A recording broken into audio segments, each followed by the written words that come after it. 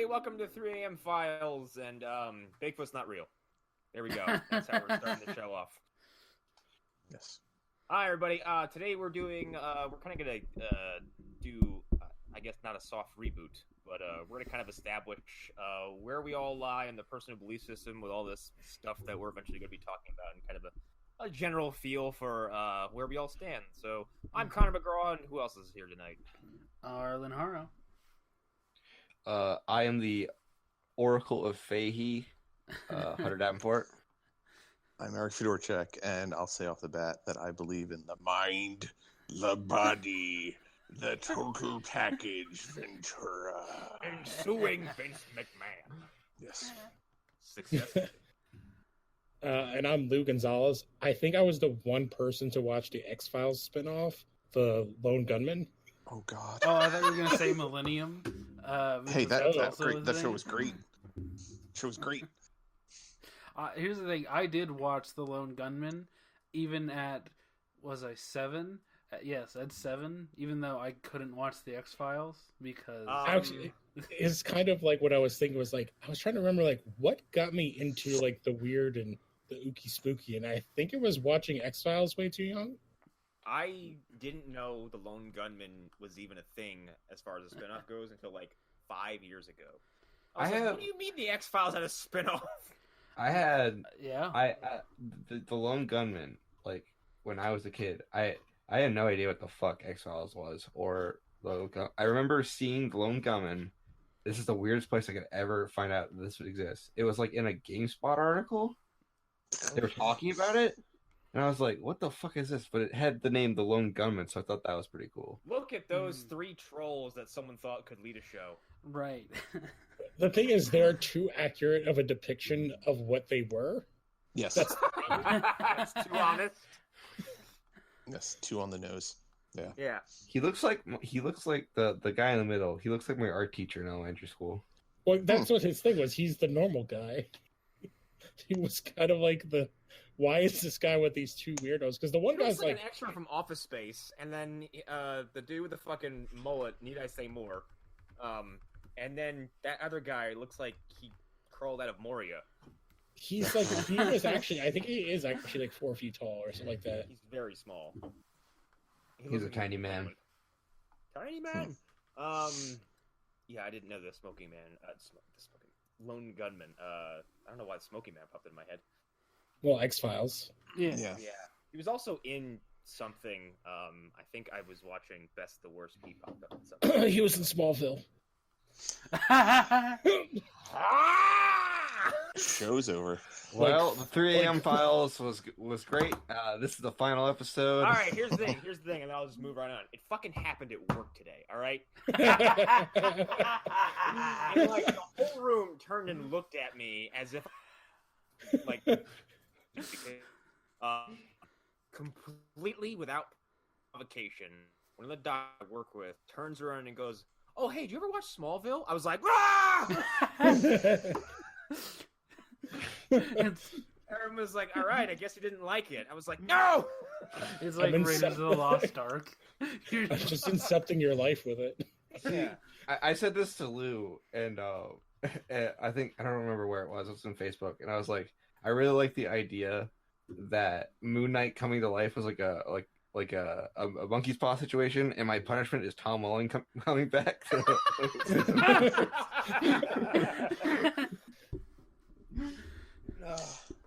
Oh no, I think unless Arlen or Connor, you had other plans, I think best way we can go into what the plan is for this evening is to jump off what Lou said, which was, where did you start learning about ooky spooky and paranormal and stuff like that? Like, I can tell you right now, and I think this will resonate specifically with you, Eric. And it was with Leonard Nimoy and the show In Search of.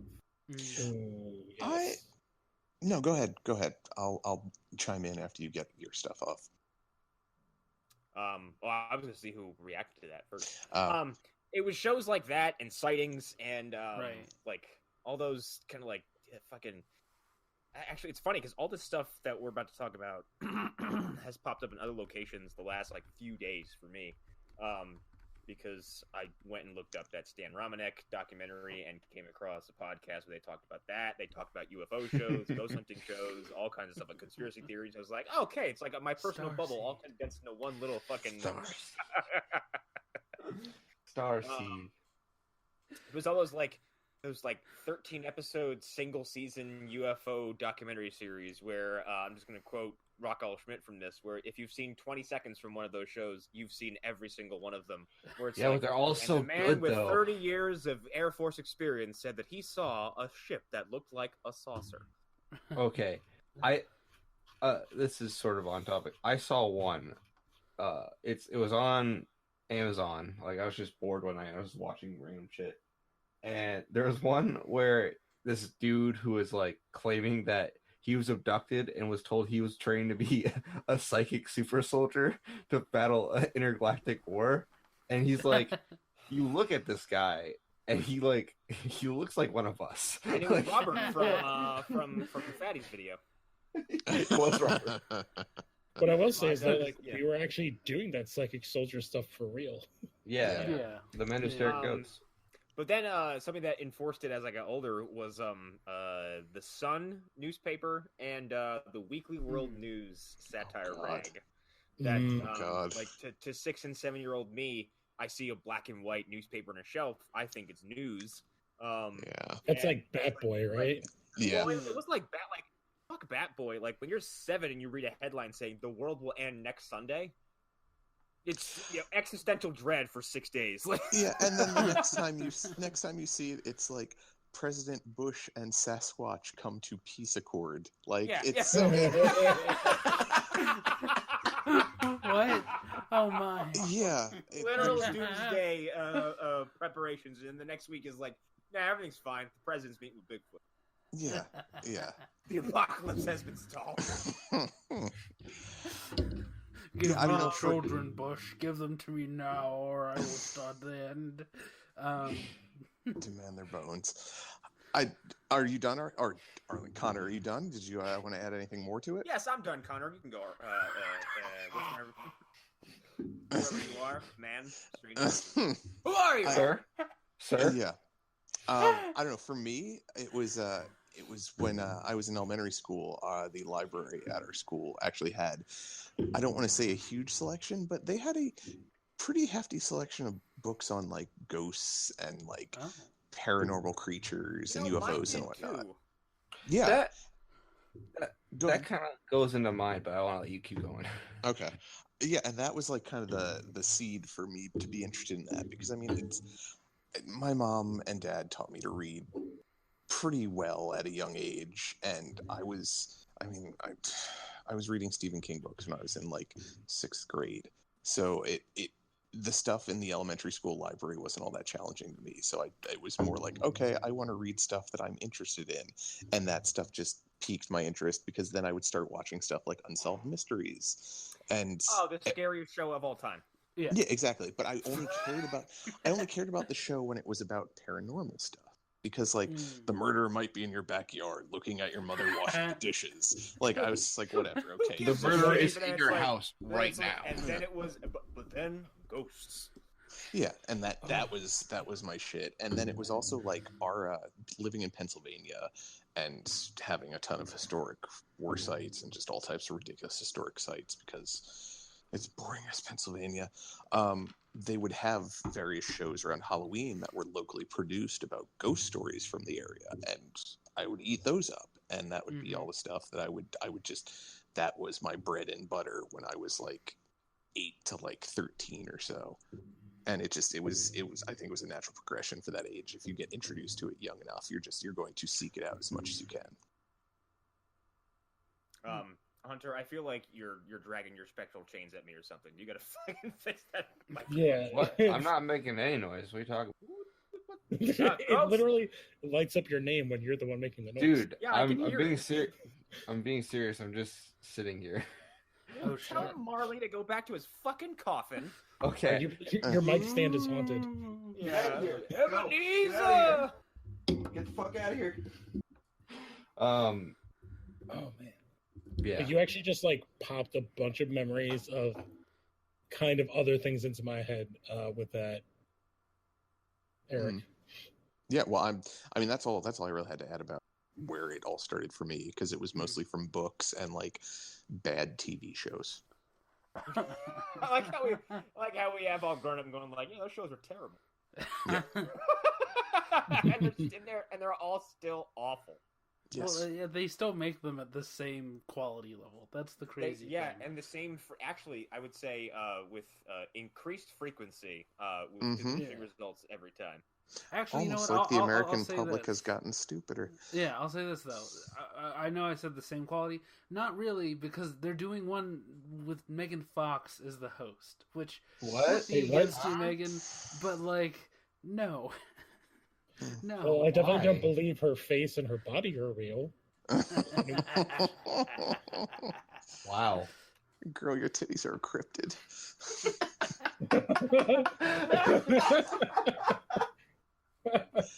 They're an Show unbelievable comes on, you're like, creature. a ghost? Where? Her career?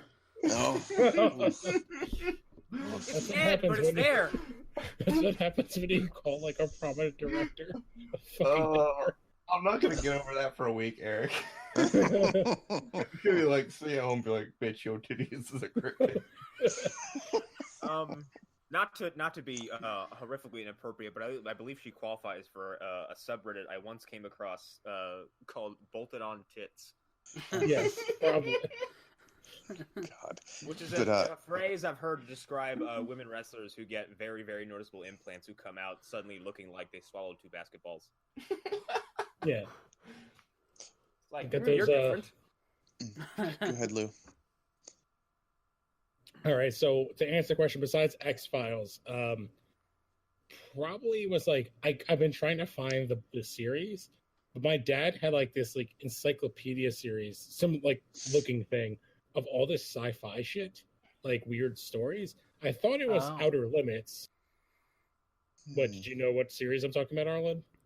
No, it sounds familiar though. Does it have Jonathan Frakes? I don't know. They were all black, and then each one had like a. They were the Time Life ones. The one had Okay. like a pyramid with the all-seeing eye on top. Yes. Yep, that was the Time Life ones. So- I actually had them. Yeah, my dad had them, so I read through all of those, and then watched Outer Limits, Mm-hmm. which was fucking like, kind of like a second round of Twilight Zone, but I feel like it was more sci-fi than Twilight Zone. It was more like, what's the Netflix show that's right now? Black Mirror. Yeah, I feel like Outer Limits was closer to what Black Mirror is now. Yeah, 'Cause it was Go like ahead, Arlen. sci-fi horror. Was there a man fucking a pig? I would just say it's No. more tonally closer. Because Yeah. Outer Limits, they would do some out there stuff. Yeah. My memory. So The But other it definitely had more of a sci-fi bent to it. So I Yeah, can totally specifically understand than that. the horror. The other show was, and I literally didn't know the name of the show. I just remembered the episode and I had to Google it, like not the name. And it's Amazing Stories, The Mission. Oh, Oh, I remember Amazing Stories. Yeah. that's What a like great the show. cartoon wheel. Yeah. Yes, exactly. I literally typed in sci-fi cartoon plane. And yeah, it was Amazing Stories. And do you know who the stars of it were? It was a bunch of different people. Kiefer Sutherland, I know, was one. Kiefer Sutherland and oh shit. What did I- And the main star was Kevin Costner. Yep, that's it. 24? Yes, 24. Yes, Kiefer Kevin Sutherland. Costner's show 24. Yes. Kevin Costner, star of the hit TV series 24. Yeah, Kiefer Sutherland was Robin Hood. Yeah. right. He, Yeah, he didn't attempt at favorite all mo- to do a British accent. Yeah, and this was yeah. like before I was born, but like that, I feel like this was in the late '80s, but like this was, I feel like at that time period in like the late '80s, early '90s, like like whatever those Turner like shit like channels used to put on this weird shit, like HBO and Showtime would do the same thing, and we had a hot box, and lack of parental supervision led me to watch a lot of shit I probably should not have seen. Like Predator when I was like 5 years old, and I'm like, I was about to fucking say, like, that was my, it was, watching X-Files from, the hallway because I was supposed to be in bed, when my dad had fallen asleep and I just didn't want to, be in sight, Mhm. and he lurked in the shadows. yeah, and Predator was the movie that he was like, hey, let's watch this. yeah. I literally like Predator scared I'd the have shit out of two, me. Like, actually. I hid in my room under a blanket because I thought that would protect me from heat vision because I couldn't understand what heat vision was. Wait. Like, I was like 5 years old. I didn't understand. I was like, he has weird eyes that can see through things, and Arnold hid when he went under the water. So if I go under my blanket, it'll work. I hope. I mean, This blanket is the same as that water. right. You should have gone out into your backyard and covered yourself in mud. That would have been interesting. Yeah, but then how do I sleep like that? You're a child. It doesn't matter.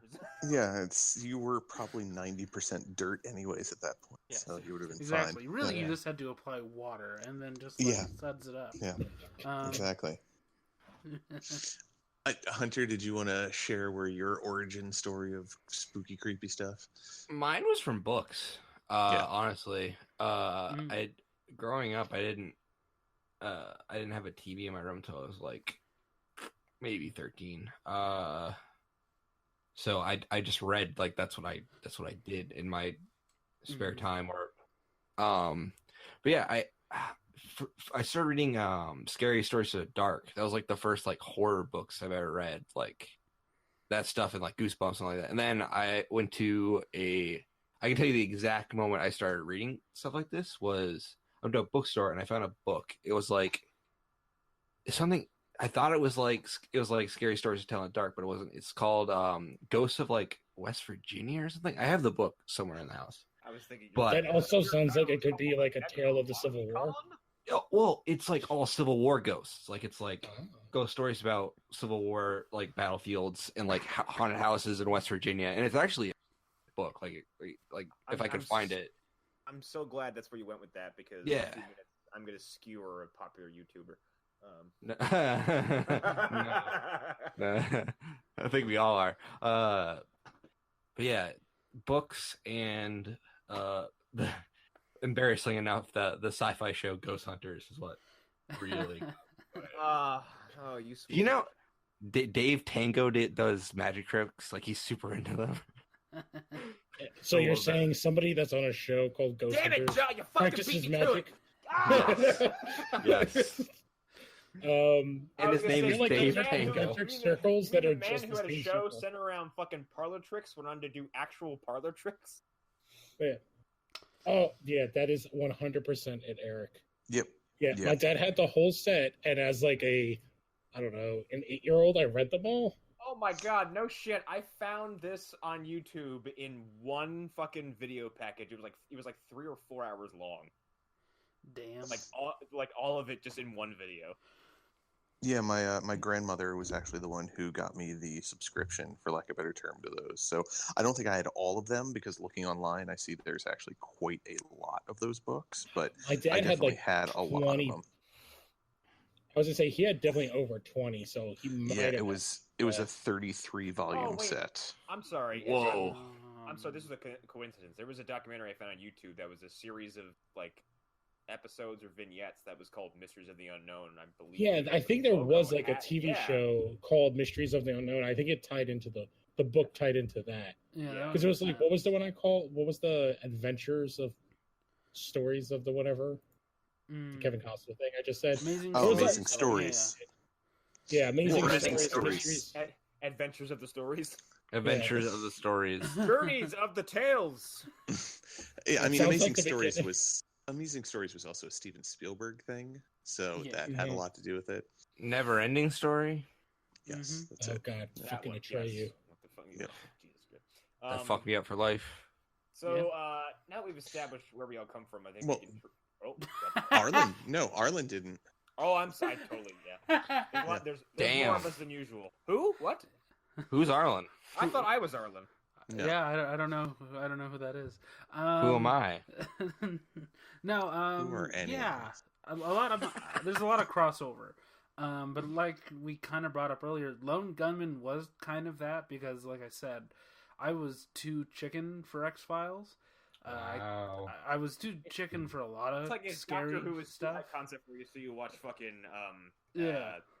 God damn it! What is the name of that bad spinoff? Oh, the Sarah Jane Adventures. That's kind of No, what it's like. Oh, the other one, the one with fucking Jack Torchwood? Harkness. Torchwood. Yes. Yeah, Torchwood would have been too scary for With me. Malcolm Honestly, it would have been way too freaky.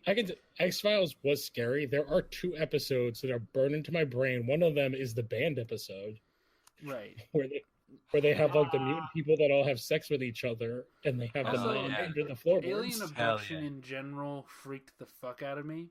I will say this right now, that the episode of the X-Files with the Fiji mermaid scared the fucking shit out of me when I was little. And I had nightmares for weeks after that episode. Yeah.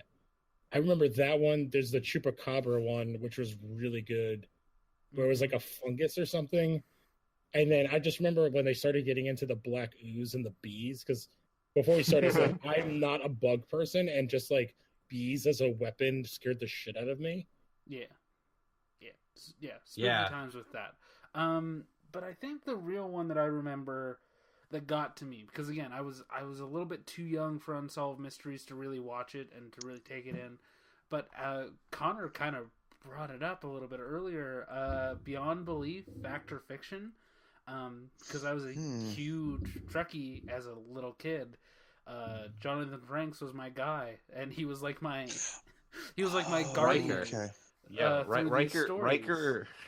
Have you ever seen the supercut of him asking all the questions at the beginning of the episode? It's like these weird things where like he rides in a fucking tricycle and he's like, "Hello."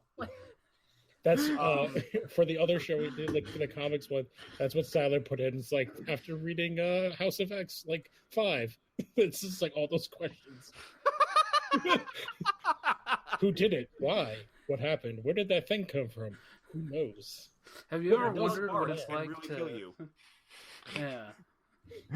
That is the episode I remember the most because again, I'm little and that show's on, and like in the beginning of the episode, he tells you like one of these stories is real, the other 2 are fake. And the episode was like 2 stories in, and one was about a dog that would bark, and every time he barked, someone would fucking die. I'm like, that's petrifying. Yeah. So he was playing 2 truths and a lie as a TV show. Yeah, basically it was the one. Lou, have you not seen it? Penn and Teller had a similar show to that. I saw it like a long ass time ago. Okay, because there's it was a 3-segment TV show, and they would tell you these stories in like dramatic reenactments. And one was based on a real event or a real story or inspired by one. The other 2 were just shit they made up. Yeah. So that would be 2 lies and a truth. Yeah. And sometimes there would be obvious ones in there, and then there were ones where they made it seem obvious that were actually true.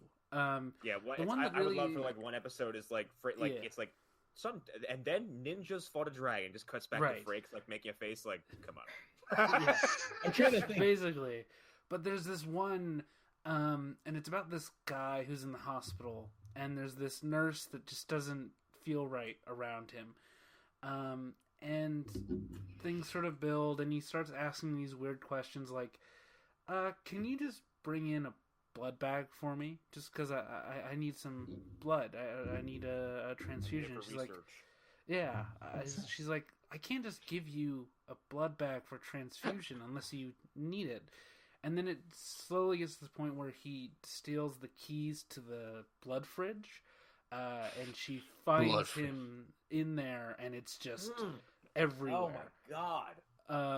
And it was one of the freakiest fucking episodes because I believe at the end they're like, "Oh, this is a true story, and this man was never seen again. Vampires might be real, 5-year-old. Fuck you, fuck your life." I'm far more terrified of a real man who just breaks into a hospital blood supply and starts chewing on it than a vampire. Than I am of a fucking a fictitious supernatural beast. Could it have been what's his name? That guy could. What is that fucking crazy serial killer? Richard Chase. Yes, that's exactly what I was thinking of.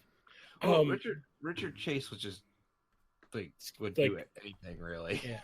Well, he was like paranoid schizophrenic to the max, and he had that other weird body dysmorphia thing, where like he thought he was dead but he was alive. It has a name. I can't. Whatever. Something you were talking about. Whitefield disease, something like that. Yeah, you popped a memory into my head of something that probably, again, I saw way too young because when it came out, I would have been 6. which is Fire in the Sky, the movie.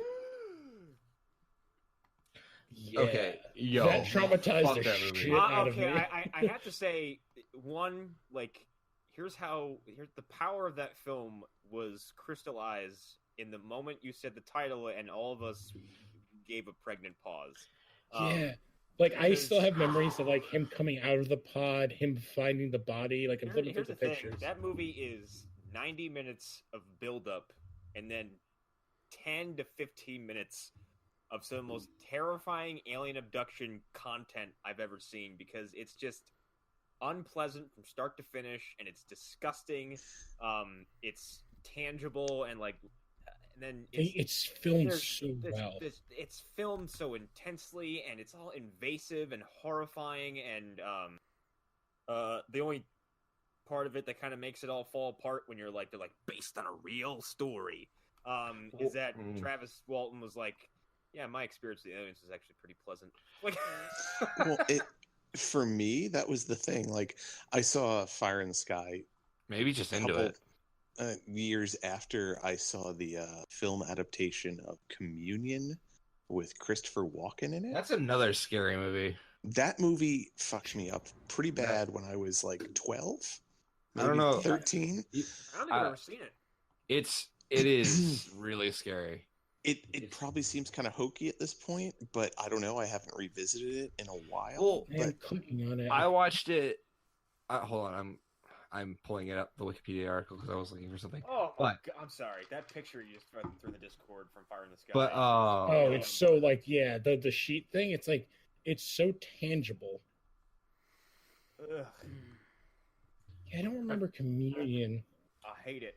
I found this segment, by the way, and it's still kind of nightmare fuel. I revisited that movie in my mid-20s with people who had never seen it, and they were like, I don't know, I'm kind of not impressed by this. But then, like, because it's like a murder mystery for like, I don't know, like an hour and 20 minutes. Then it makes a hard fucking left turn. With the old man from The Notebook with a cowboy hat running around going like, I know you killed your friend. Like, that's basically the whole film until it gets to the end. Yeah, my wife has amnesia. My wife wrote a notebook that we cut from the movie because we don't know why. She has Alzheimer's. I don't know why. When you brought up Communion, like the other Christopher Walken sci-fi one that always freaked me out was shit. What the fuck is it called? The one that they turned into a TV show. Dead Zone. What'd you say? I said Kangaroo Jack. Dead Zone. Yeah, Dead Zone. All Like Dead Zone completely- freaked me out. Kangaroo Jack? That Yeah, movie's Kangaroo- scary. Yeah, that's a terrifying film that me and Hunter watched. Yeah. Dead Zone is freaky, actually. I remember being freaked out by Scene that. with the scene when the Yeah. kid falls through the ice was like horrifying to me. Like I was like, yeah. I was scared to walk on ice for like years later. Mm-hmm. Well, you should always be scared to walk on ice. Well, I mean like all ice. Well, Like, that one in a puddle. in Dreamscape illustrated exactly what nuclear war was to me. Like, I didn't comprehend it until I watched those movies. Oh, I saw the day after, and I was really little. Yeah, that was way before my time, Connor. Well, so was the day after. I like it. I think before I was born. I think I Dreamscape- knew, but like, what was that? No, the only thing I was going to say Dreamscape did to me was getting to watch Dennis Quaid fight a snake man. Right. Hell yeah. I mean, that's worth the price of admission.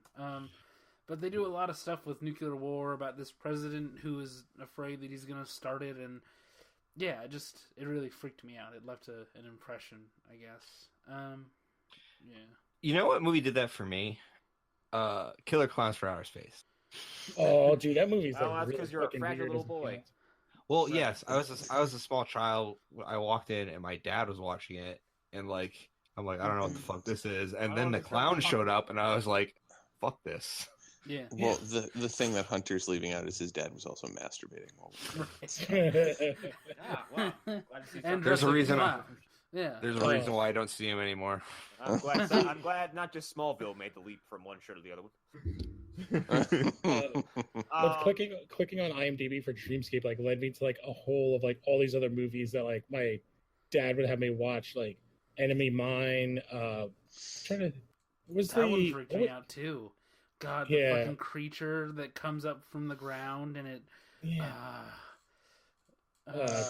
Cocoon, The Last Starfighter, like, which some of those are like not scary, but like watching all those shit when you're like a little kid is still like freaking you out.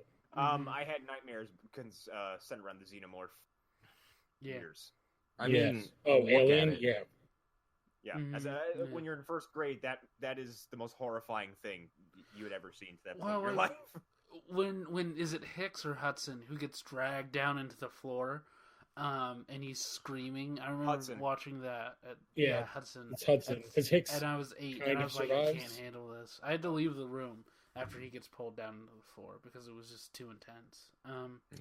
I had, which is funny because now when I watch as an adult, it makes me laugh every time. But Dallas's demise scared the fuck out of me. I was little, but now you're watching the aliens like, give me a hug.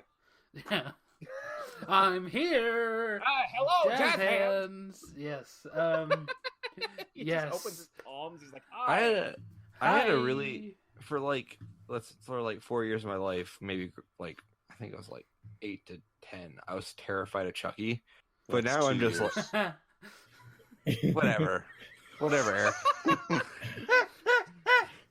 I think we're kind of skipping over like another one. Maybe it's like age thing, like Poltergeist. Fucking destroyed. Yeah, that's an age thing. Yes. Yeah. That's something for you old men. No. Eric would be Exorcist because he was like probably 30. I didn't see The Exorcist until I was like 20, and when I saw it, I didn't even like it. Yeah, he saw The Exorcist skip work that day. I saw the demon that actually inspired The Exorcist when I was living in ancient Sumatra. No, the Exorcist, like, do not cite the old magic to me. I was there when it was written. I saw The Exorcist when I was like, I think 12 or 13, and I fell asleep during it because that movie has never scared me. And I will say why I think that is. Because when that movie came out, I think it was far easier to instill intense religious terror in people, because it hadn't really been done yet. And also, if you told someone, "Well, this is based on a real fucking story," they would go, "I don't have the fucking internet, so I can't prove you wrong." Right? Well, like The Exorcist releasing is like a big reason why, like during that time, like exorcisms got so popular. Yeah, because the real scary stuff now is the stuff with like the medical tests. That's the like freaky stuff. Well, I think that's actually a great place to kind of pivot into stuff we think is bullshit, stuff we think is real, stuff we think has potential, and like I don't think real world exorcisms are a good idea. I don't think they're practical. I don't think they're safe. And in a very popular case, it ended with someone dying terribly. In any case, I don't think anyone showing up to do an exorcism is I have sort of a similar view on that, or I don't necessarily believe in demons as like biblical entities, because like they're the way I see it is like, I don't see how possession's even possible, really. Like, I don't see how it's practical. Possession, how the hell you want? You're a trans existence, like you're like trans-dimensional, entity who exists in a plane that we can't conceive, which means you're technically like a higher form of life. Like, why would you want this fucking fragile meat sack I call a body that's got way too much cheese in it? Yeah. All right, I'll do you one slightly better. How in the fuck is it only Catholics that seem to get possessed? Yeah, that's the interesting part. That's not necessarily true, but yes. I see this as someone raised as a Catholic and kind of like, I don't even know how to describe it. Like, I guess I'm like not quite amateur historian, but like a little bit more than that, since it's like I have a degree in it. But like, it's, to me, I look at it and just like, oh, it's human beings not knowing how to, or not being able to understand mental illness. And the only way they can do that is by saying demons. Or by, if you want to be really contemporary about it, it's someone who's under the influence. It's also of something that we don't like. Yeah. If I took a video of someone on one of those fucking designer drugs, like what the fucking Flocka, the fuck those things are. Yeah. If I jumped back 15 years into the past and showed someone a video of that, they'd go, "That person's a fucking demon." Like, what's in that person? A lot of like exorcism, I think, is a lot placebo for like extra religious people. Oh no, they definitely say that. It's basically it's like having therapy, but like if the person believes it enough, it can work. Yeah. Or you can kill the person. If you're going, Exactly. if your intent with an exorcism is to give someone some semblance of like, I don't know, like if you're trying to cause relief and you're doing it without being invasive or harmful, fine. But if your solution is to deprive someone of food, verbally, mentally abuse them, physically abuse them, to the point where this person dies or has to go to the hospital, you're a con man and you should be in jail. Yeah. Oh, you mean like that movie that William Friedkin totally believed the exorcism was going on, and not the Exorcist films, but that the father documentary. and Oh god. Yeah. The Devil and Father Father Morris. Which, Yeah. That's a fascinating film. Yes, it is. You mean the movie where he put black eyes on people and piped in sound effects? That movie? You mean the movie where everything of yeah. interest happened when they just happened to not have cameras? And then there's a neuroscientist who's just like making wild diagnoses. And by you based on say nothing. neuroscientist, but like when you say neuroscientist, I want to know where's their degree from? No, so they're bringing in a panel of like Okay. Italy's best doctors. Lou.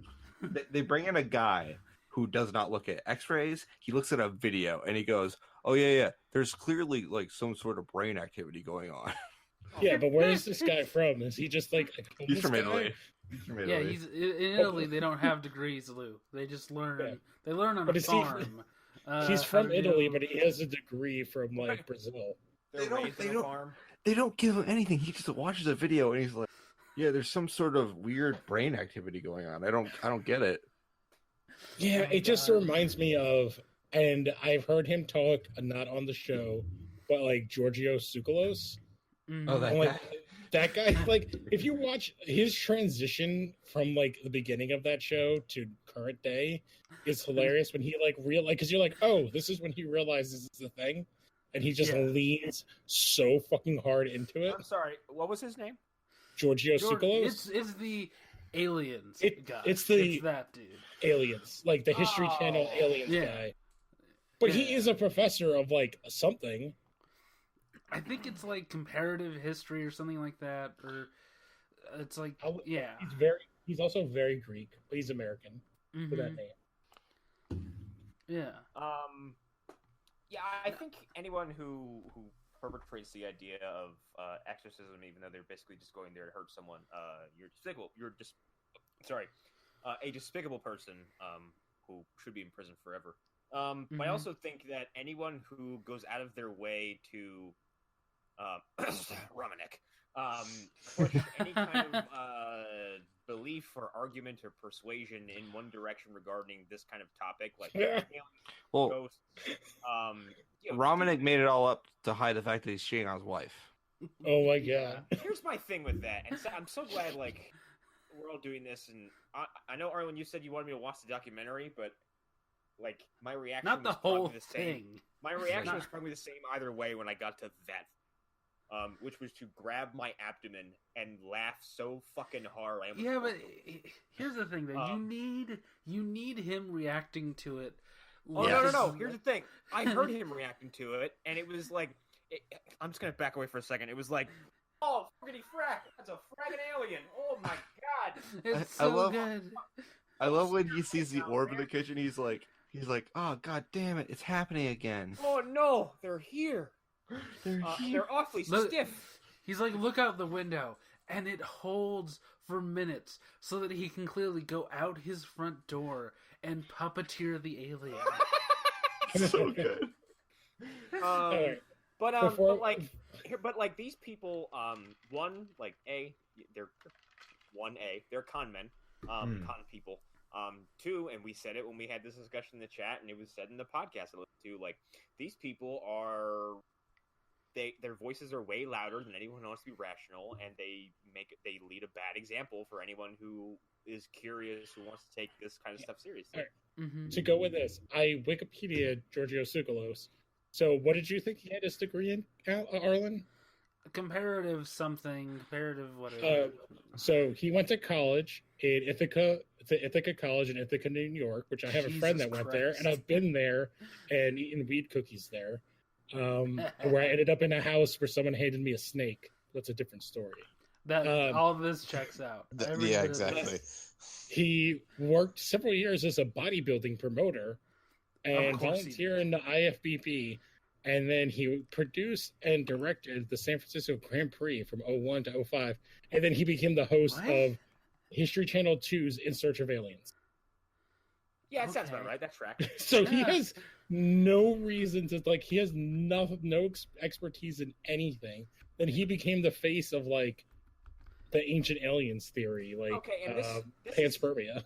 I hate this shit because if you let's kind of gauge. Okay, let's just start with ghosts. Like, what do we think ghosts are? Are they fucking real? Is there a possibility? If they are, what the fuck do we think they Okay.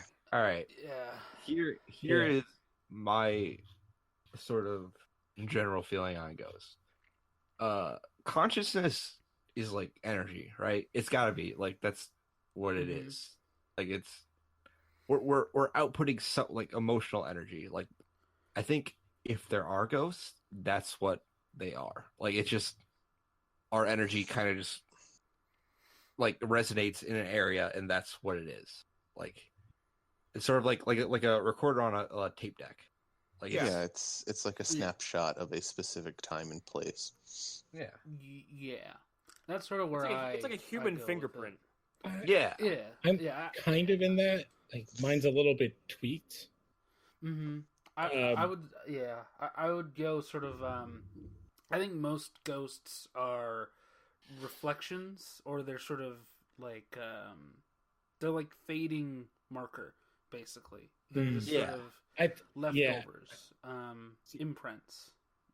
My thought is mostly like on I'm very in the belief of like the collective unconscious, and basically that all of consciousness is like the cloud, and then we're all kind of connected to the cloud, and ghosts and all these pretty much everything can be explained as like kind of fragments of like random if you're saying like Hunter was saying with energy, but like the electrons are firing off in your brain, like either it's a misfire and you're seeing something of like a past event or a future event kind of from this unconscious, and there's nothing actually there. It's just all in your head. Yeah, kind it's of a thing. it's stuff that didn't get erased fully from the hard drive, basically. Exactly. Yeah. Right. Yeah, I don't, Yeah. that's the thing. Like, I lean towards what you guys are saying, but then also hearing things like, well, in this spot that's famous for having lots of ghost sightings, it was discovered that there was a low-level frequency that was playing on a regular basis that was affecting people's ability to actually focus on things, and like was vibrating at such a frequency that it was actually causing hallucinations with people. Yeah. And I've read about that stuff, and it's like, well, that's probably the best like scientific answer I've ever heard for some of these things. Well, you think about like go ahead, Lou. I was just gonna say, like, our brains have electricity, and they're like there's electricity and there's chemistry, and we know that DMT exists within the body. Like, it's released when you die. That's the whole third eye thing. So, what's to say that like you go to an area that there's some sort of signal or electrical thing that just lets out a little bit of that DMT, Yep. and you just kind of freak out for a second. Yes, I want to hear what Connor was going to have to say, but I have a piggyback as well. Oh fuck, I lost it. Go ahead. Okay, well, this sort of goes. Oh wow, am I losing it too as I say it? Come on. Okay, so I think that our brains can interpret things that we don't know are there. I think that our brains are far more advanced than we realize because of just evolution. I think that the kinds of things we needed to interpret signals from other life forms, from trees, from various different things, from mold, things that we had to have a greater understanding of at earlier periods in our evolution. I think they still have the ability to communicate with us. to some Yeah. extent. Would Um, would you say you would understand transmissions coming to you from the year Okay. 199? It's Yeah, well, there's- I if you think got about it. it, It came back, but I'll let you finish. Go before you lose it. My interpretation of them has kind of always had like multiple forms. Mm. In the past few years, one of them was maybe it's how we perceive time as humans. In that, like, one, the measurement of time is entirely human construct. But what if, Yep. what if the popular science fiction theory is reality, where like all time is happening kind of congruently? Well, that's what Philip K. Dick talks about. Like, yeah, where you're just literally- maybe That's you are like seeing string an echo of theory. the past, or maybe you are seeing the future come bleeding in, or something like that. And Yeah. you would be the future bleeding into someone from 200 years ago. By the and for way- a brief moment in time, you're making contact. Sure. So, well, I've been listening. Well, over the course of the year, I've been listening to the exegesis of Phil K. Dick, and it kind of got me like thinking about like things like time and like ghosts and how it all relates. And like Mhm. I honestly kind of think we live in a simulation. Like I'm No, really well- into the simulation theory. I Well, really dig it. because if you look at like for example, like the example that kept popping into my head is the Fibonacci spiral. How it's like you can Oh. see it in everything. Can I just say, like, I have pulled up on my computer like a lot of my belief in like the world has to do with fractals, and that Yeah. has to do with the Fibonacci sequence. Well, it's like, to me, I think that's part of it. Is like we could be and we would never know. Right. Yeah, But like maybe that, like the way our brains work, it's like we're just essentially on a giant Wi-Fi router, like collective consciousness, yeah. and it's a combination of everything. Like that's ghosts are formed by energy, or maybe it's Yeah. our brains firing off electrons that mess with our programming. I mean, yeah, if we stick with that presumption, it could be that they're just files that don't delete all the way. Yeah. hmm I Now, just this- a real and now thing. we all tend to lean like a little more scientifically, but Mm-hmm. I'm also kind of an optimistic skeptic, where if someone came out tomorrow and said, I have concrete, undeniable proof that there is a spiritual existence and that what we are seeing is like people who are dead, who have, wherever the fuck they went, have burst through to our reality for a couple seconds, or for an extended period of time. And they're kind of like 100% saying, like, they are kind of an emotional stain. And I do have a weird belief, and this kind of goes into how certain horror films affect me. Like, one of the scariest things in The Conjuring to me was when one of those kids is pointing at absolutely nothing and is shitting herself. Yes. That Well, children are the scariest thing.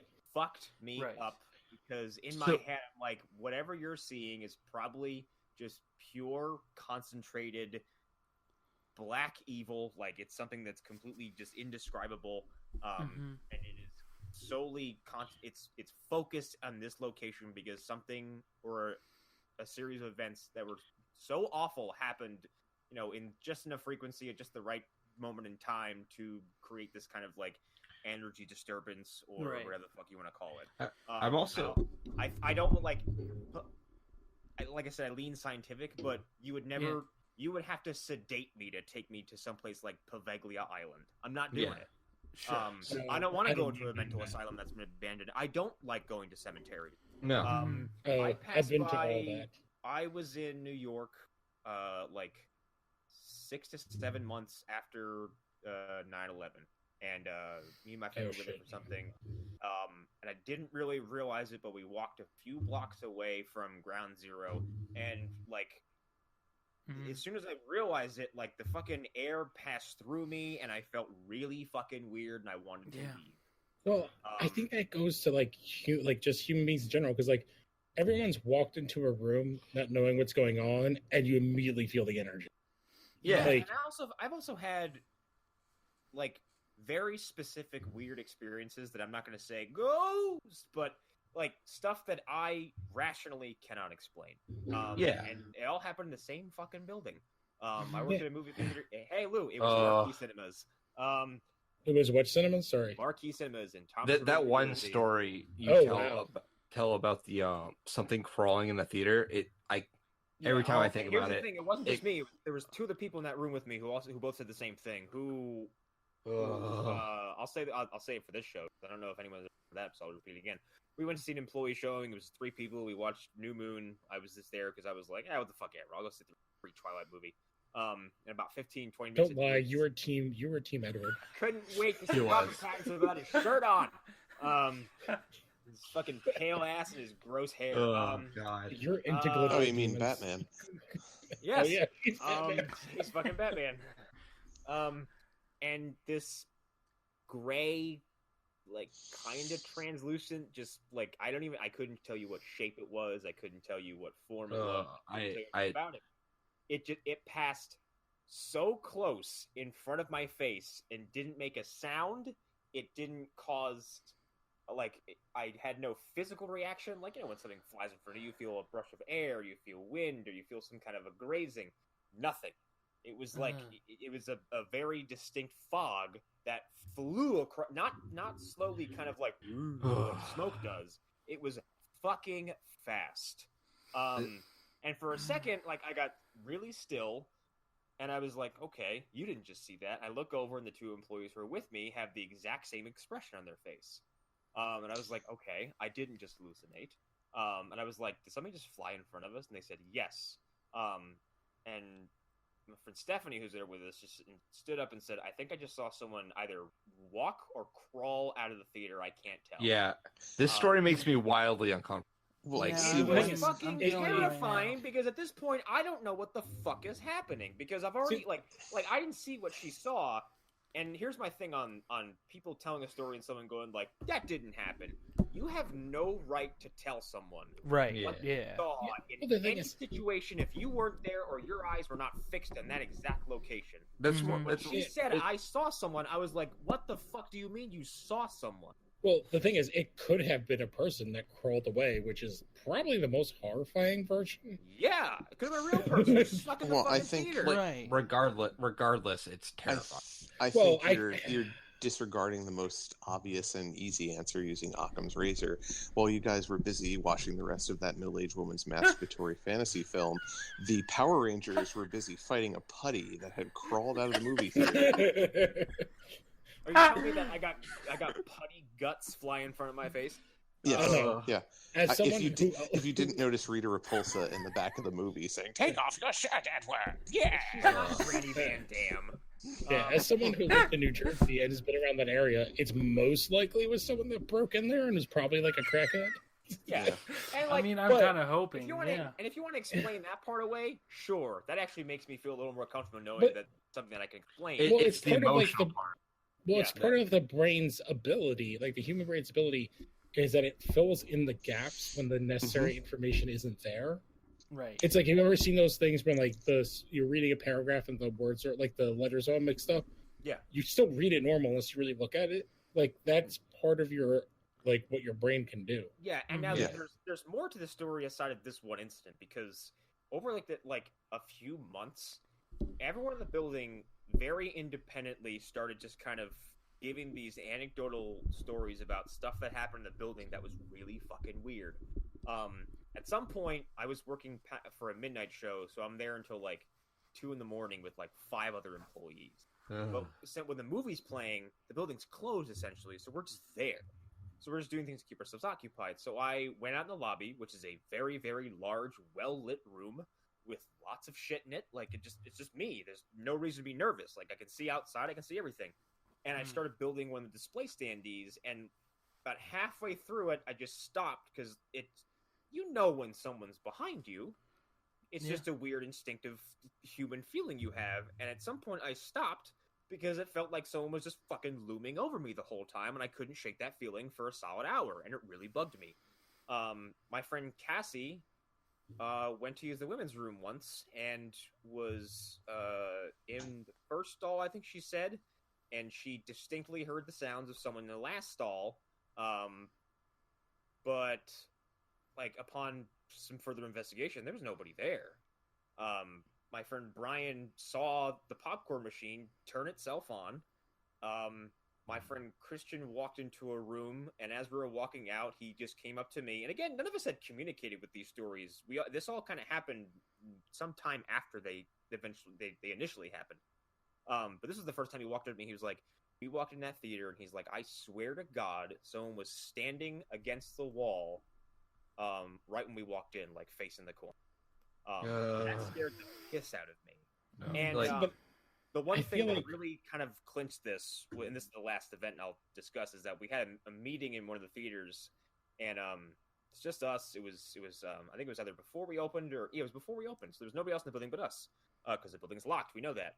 And my boss is talking in the middle of this meeting, stops mid-sentence and quickly does a double take at absolutely nothing, and then continues talking, and the whole room went, what the was that? Yeah, I see. I think this goes into how I feel about cryptids as well. Like, I think you kind of, again, it goes to like that, the human brain filling in gaps. Because, like, I feel like, it could have been like he saw like something out of the corner of his eye, but he didn't catch enough of it. And so your brain just fills in the most likely answer, which sometimes is fucking horrifying. Yeah, exactly. And also, there are horrifying fucking humans in the world, too, that could be creeps breaking into places. Well, I mean, once again, the obvious answer for what your manager saw at the time was Lord Zed. I don't know. How do you miss Lord Zed? He's got no skin. He's got fucking metal attached to his muscles. I would say his giant fucking calf with a Z on it. Like, yeah, it's most likely a meth out head. the window. He's like, ignore me. Yeah, it's a meth head like crickling around like a fucking daddy long legs. Like, oh my Well, God. that's worse though. Well, that's like Shit, at least that thing for fucking Legion that Paul Bettany kills, the ice cream man. oh yeah. God. That's like, Is he possessed? No, he just has. I guess it kind of goes to my core belief is like that He's just real life is fucking way more horrifying than like Well, those things. Yes. I don't know about that. Here's the thing. As somebody whose cousin like was googling stuff to kill and murder and eat his wife. I mean, okay.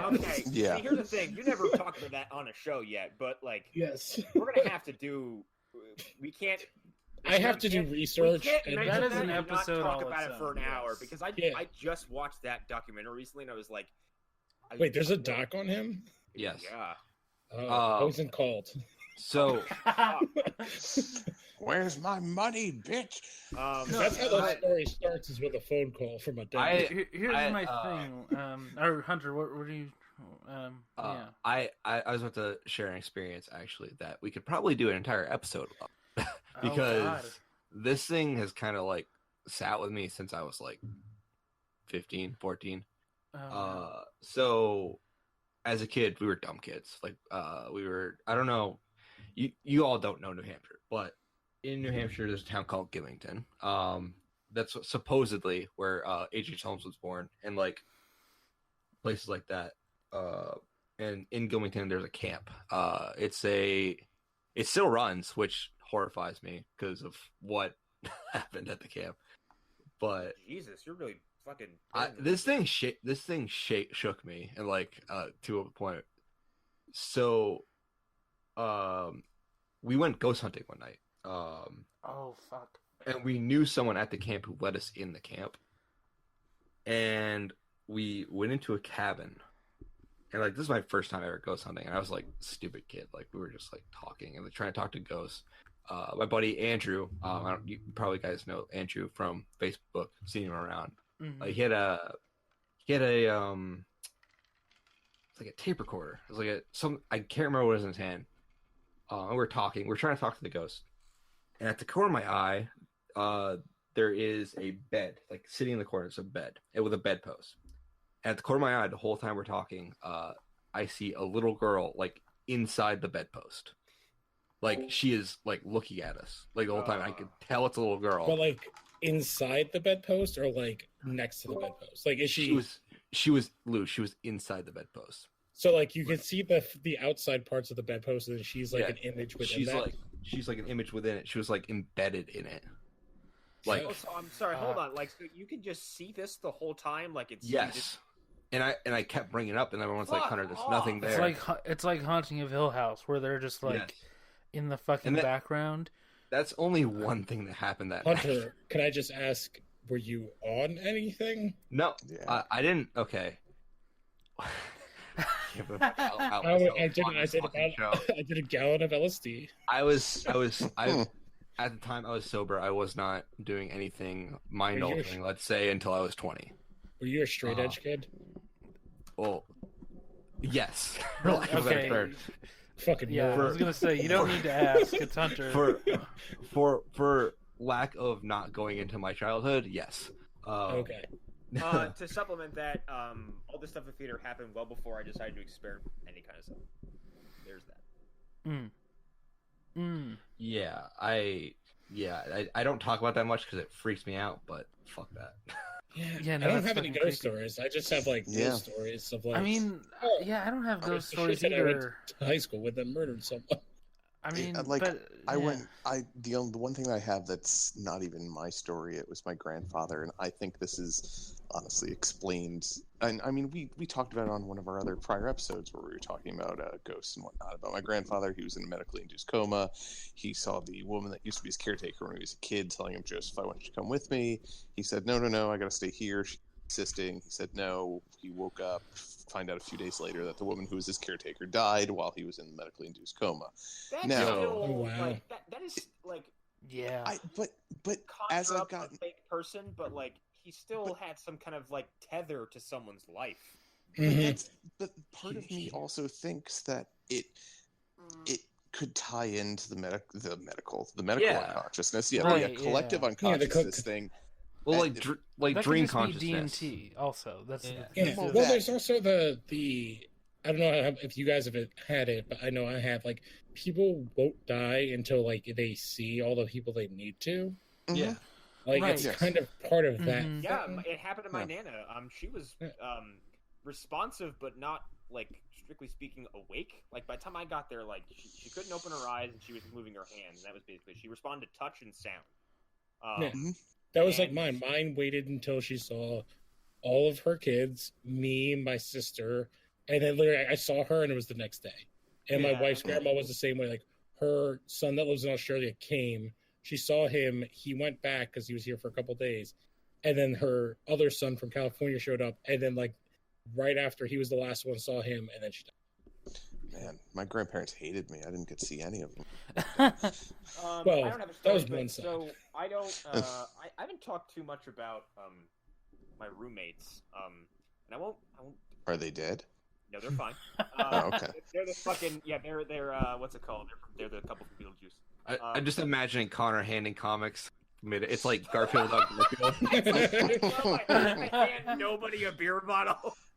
He actually. No, it's Fight Club, except That's Connor's why- just that's why looking his out his internet's- window, very disturbed, and there's a I walk over to the typewriter. couch, drop a fucking Batman the Long Halloween comic on the.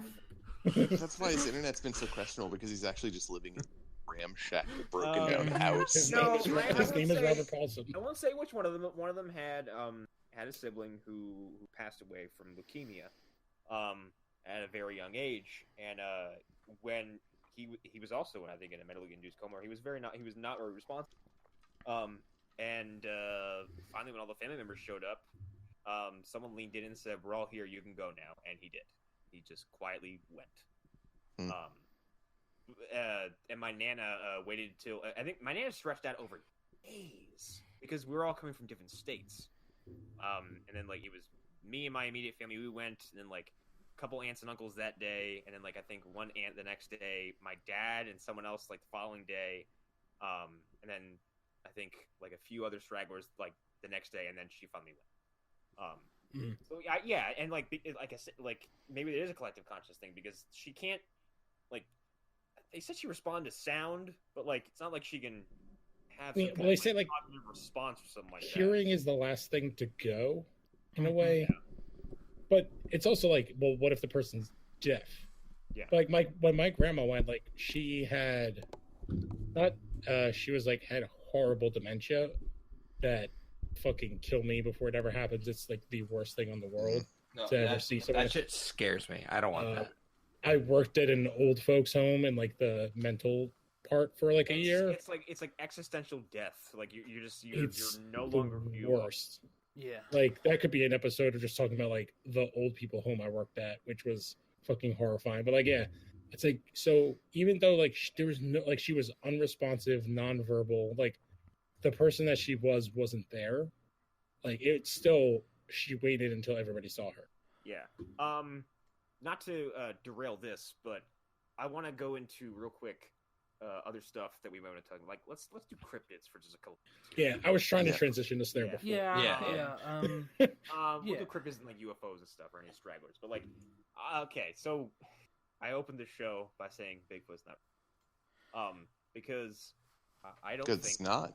I don't think that the thing known as Bigfoot that people have been exhaustively hunting for decades and decades and decades and decades, that there are hundreds of hours of useless television on, that are all the fucking same, where it's a bunch of, fucking talking heads going, we set this camera up in the woods, and something from behind it knocked it over, and we think it's the school.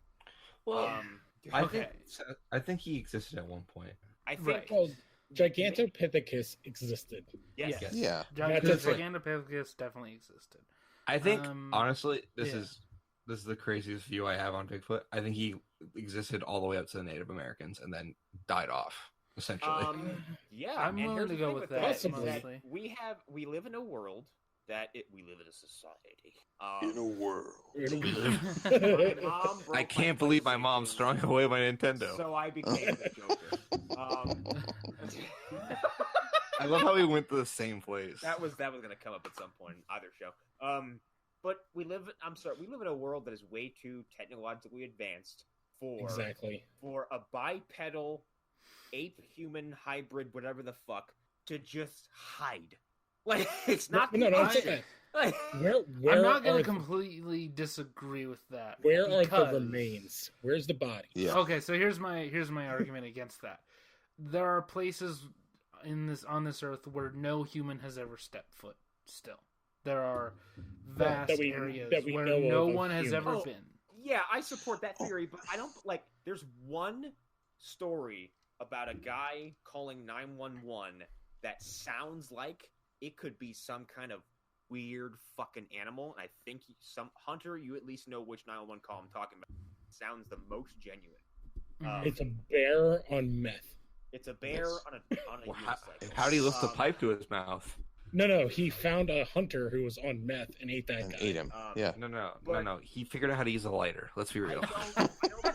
Well, technically, if he used the man's skull as a lighter, that's what he did. Technically, if you drink the urine of somebody who did meth, you will do that. Will get you high. Let's just say, I know true. that to be true. I won't explain the context. You've seen documentaries, right?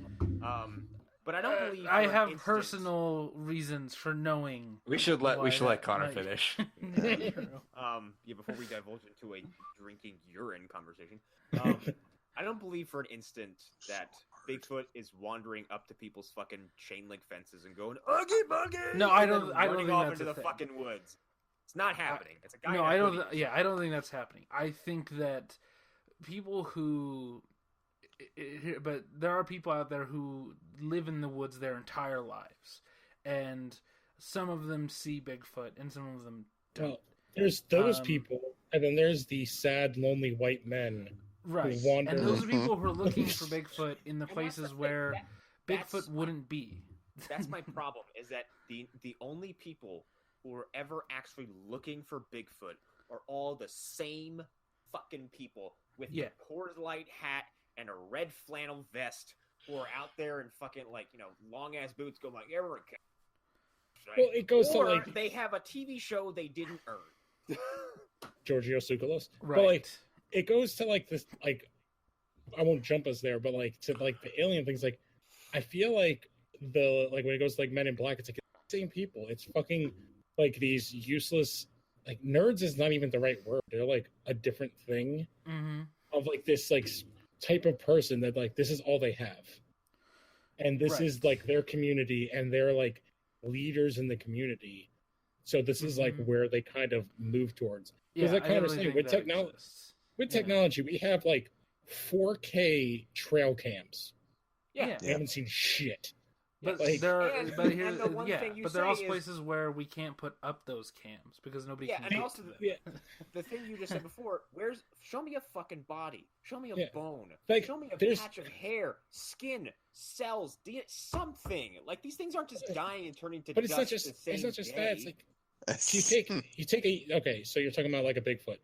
They've Yeah. basically proven that all the uncontacted civilizations are almost all hoaxes. Like we're at that point in like technology in the world. Even that one that killed that guy who was the Oh, no, Christian. Well, no. They're Yeah. They're very real. they're real and they've been contacted. They just don't want Look- people there. Okay. They Lou just was tell us talking about. awkward. They Lou was know talking there's about an hidden outside world. tribes. Can you Yeah, imagine that guy's Yes. final words Oh. are like, "Holy shit, they're real!" Arrow. yeah. He's talking about Yeah. like when we find when There was fucking like a National famous South Geographic American does, one, and it was yeah. staged. Mhm. Yeah. There's Oh, also- is that the Talking one, the about- people who were painted all red? And Yes, were- yes, yeah, that's okay. bullshit. There's Yep, also yep. there's like the most compelling footage I've ever seen of something like that actually ties to the Bigfoot thing was there's footage, very old footage. I can't remember who shot it, but like someone went to this village in like China or like India or somewhere in Asia where in this village of very, very short people is a huge man who has really strange looking features, who Mhm. has very animalistic traits, Hell yeah. massive there's- fucking hands, and like So a he has bone gig- structure that doesn't make any fucking sense. Andre he the has- Giant. So he has Guy is, like, gigantism. 20 Yeah.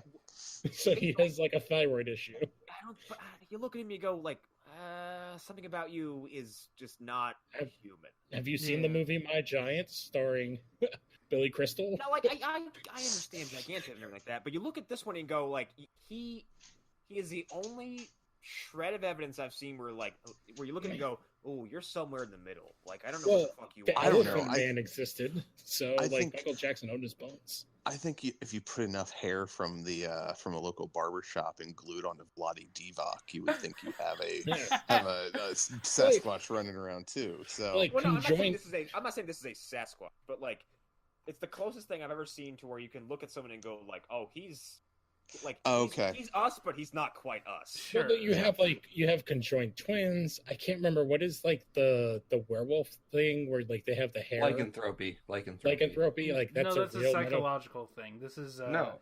no, there's No. there's the The it's hair something thing. that it's something that and I might be wrong on this, but I thought it was something that seemed to have proportionately affected people from Mexico more than it has. It's Mexico, and then it had to do. I think it was like Yeah.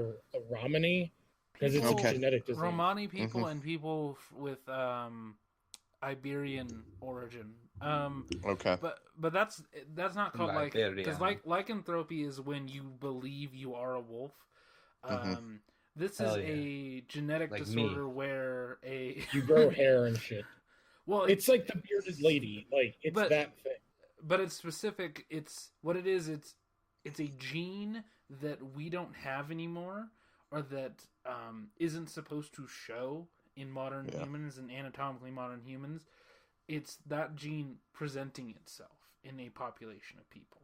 So it's like Hell if yeah. a bunch of people suddenly I start found it. growing thumb toes, just randomly out of shit. nowhere. Oh, I'm like gonna Megan try- Fox. I'm gonna try to pronounce this. It's hypertrichosis. Yes, that's right. Normally called werewolf syndrome. Mhm. Yeah. Abnormal hair growth all over the entire body. And a lot of times, those were the people that you would see from like pictures from freak shows from like the 50s and Yeah, the 40s Wolfman. and 30s. Not a werewolf, but the wolf. The man. Wolf Man. Yeah. Yes. See the Yep. wolf boy and be astounded by blah blah blah blah. You know that. Yeah, kind of stuff. on the topic of Sasquatch, which isn't fucking real, the one thing I would give some credence to would potentially be something like the Yeti, because I Sure. put that in a different like genus or subspecies than you would like yeah, Bigfoot. I feel Well, like that's I think- related. If that is a thing, they're connected in But some way. I could, I could totally see that, like the whole idea of things developing differently in different areas, that they could be an Mhm. offshoot of the same thing. But Right. I think at this point, with at least within America, there aren't many areas that are unexplored. Not So- of the land. I which don't the think most- there's many places that there. I don't think there are many places in the continental United States where you would actually find a Bigfoot. If there Yeah. are The any only- big feet or Sasquatch, they're all in Canada, as far as But- I'm No, concerned. the only With- real places where there's unexplored areas is the Pacific Northwest, which is like really deep. Like they're all rainforest Right. areas. So Pacific Northwest, like South American, the Yeah, the Brazilian rainforest. rainforest, Mhm. and then the Congo. Mhm. And then Yeah, that's but I kind also- of it. Yeah, I would still say there are parts of Canada where there are people, Well, but there that are would be parts the where Pacific it's Northwest. nothing. No, I'm talking about like central northern Canada, the tundra, where see, the I think the conditions tundra are is different. Sorry, I was quiet. But for a you have second. I drones. found that footage, by the way. It's got 13 Yeah, but Lou, million there's views on also- YouTube. There's also caverns. There's vast, there's land that nobody is in. Just The thing places is, where but there's there's also- no one. is where there a life can food? be just Like, just happen. I guess it depends on what you think of when these. Like, if you're thinking of these things as animals, it's a lot That's the thing. harder. I don't. I think if they exist, they are somewhat more intelligent than we want to give them credit for. If they Well, do mean, exist. then it's first of all, like those- if they are as evasive as they seem to be, as they're purported to be, then their level of intelligence for what would be perceived as an animal must be insane. Yeah. For them to be that weary of because even fucking I don't know, every animal at some point makes contact. Like the animals we thought didn't exist anymore, we're just wandering up at some point. Yeah. like a Was it like the seal? Was it the coelacanths? coelacanth and Yeah. that shark in Japan just popped up like hello. Yeah. Like, And there's like for very some kind little. for an animal, like I said, what we perceive to be an animal, looking at humans and going, nah, like Well, so, like that's in that fucking area, scary. there are two animals that like people never see, and it's like a lynx and a wolverine. They're two predators, Mhm. and they're like never seen. But Like if can you go to see a one, you're zoo fucking. in America and go, there's a wolverine. Yeah. Logan. Yeah, He's a Canadian. wolverine, which Hugh Jackman did not know was a real. Yeah. He's Australian. Well, And I then mean, he yeah. met Why one, would he? And it was named Logan, and he, wow. Yeah. But other cryptids. So I'm just gonna we don't have to talk about Loch Ness monster because that's just real. 'Cause It's not the real. Yeah, that's the not guy- real the unless guy- the Hollow Earth theory is real. If that's Yeah. real, then maybe. But no, Um, there's no Loch Ness monster. It's not real, Arlen. Stop it. You will not Arlen's silence Skull me. Island's gonna be real one day. We're gonna find No, it. okay. Here's the thing. That's based off of real theories that exist. Okay. Yeah. That's not But it's based not off real. of nothing. From like the 1820s. It's Yeah, exactly. all Earth. Shut up. Lou. How dare you? How dare As you? as Arlen's monocle pops out. How dare you? How dare you, You sir? have to do that with a harumph. I Exactly. fight throw- my thumb at you. I throw my mercury-lined cat at you. Ha! We're talking about Loch Ness monster, but Not real. Chupacabra has been Loch Ness is not It's a currently fucking real. No. Chupacabra No. is a coyote with mange. Yeah, now, there is they're some- coyotes. There, the only place I Um, would say where it's yeah. something like we just talked about, the only place I would ever concede to something showing up and going, "Wow, what the fuck is that?" is the ocean. Yes, just, that's where I'm goddamn at, too. time. I'll say water in general. I Yeah, think I We're was- talking about like the giant squid. Like Yeah. the kraken is a thing. Dude, Mhm. that. So when I pulled up that little that trivia bit for Movie Dumpster when we did Deep Rising, I watched that video of that giant squid 6 times because one It's is the only way you can finish. Back to Japan and the tentacle. I wouldn't know what that's like. I had to Um, use salt water as lubrication. It's very Um, abrasive. Yeah, Weirdly, a lot of friction. I repeat, the only way Um, he can finish. yeah. But no, I just sat there and watched it, and this, it's I'm his eye is taking up so much of the fucking screen. And His eye is the size of like a car the wheel. size of my fucking face. No, it's bigger than that. It's like the Oh, size no. of like a hubcap. Yeah, it's so fucking big, and I just can't conceive of an animal And- that smart and that creepy. Just Well, the- And like you someone said, we can't get to. And then like with the like even when I was looking into that, and that was like shortly after we discussed abyssal gigantism. yes, And like when I looked that up, like I learned about all this other shit that happens in the ocean. Like when stuff dies at the bottom of the ocean, even death down there is hardcore because the pressure. Like you turn into, I think what they refer to as like aquatic snow, where like it breaks you down into these little flakes that just kind of just rest over everything. A lot of that is like what they think. It's theorized because theorized, but we can't get down there. It's based off some solid science. Though. Yeah, it's based off of math and like biology, but like we haven't actually been down there. If you've ever used a pressure cooker, you also get the same. I cooked in one tonight. Yeah, no, they said the pressure, like they said that at the depth they're theorizing some of this stuff lives. It said it would be like being crushed to death by a giant block of ice. Yeah, well, it's like that Russian fishing thing I talked about. Like most of those things are fucked up looking. Well, they are fucked up looking, but they're extra because they're also getting pulled up from like insane depths because they're fishing in the Arctic Ocean. Yeah, I think it was Eric. Didn't you say like sometimes they'll pull stuff up? Or, I think it was actually you or Lou. It was Lou.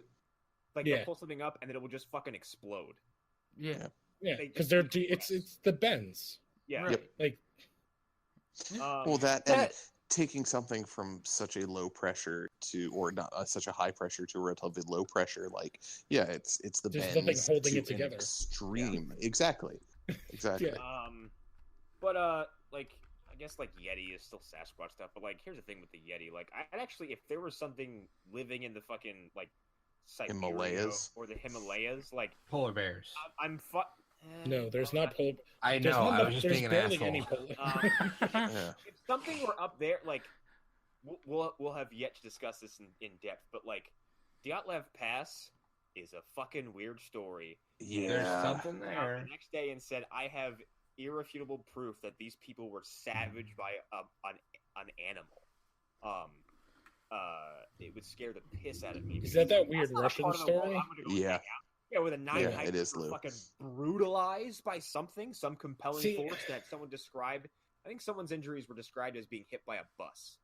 See, the only place in the world besides the ocean where I think that there's possibly stuff that we don't know about is really like the Congo, because of the political issues there. Scientists have like really never been able to like get in there. Yeah, and we have evidence of like I've shared in the group like it's not. Is it the billy ape? It's a chimpanzee.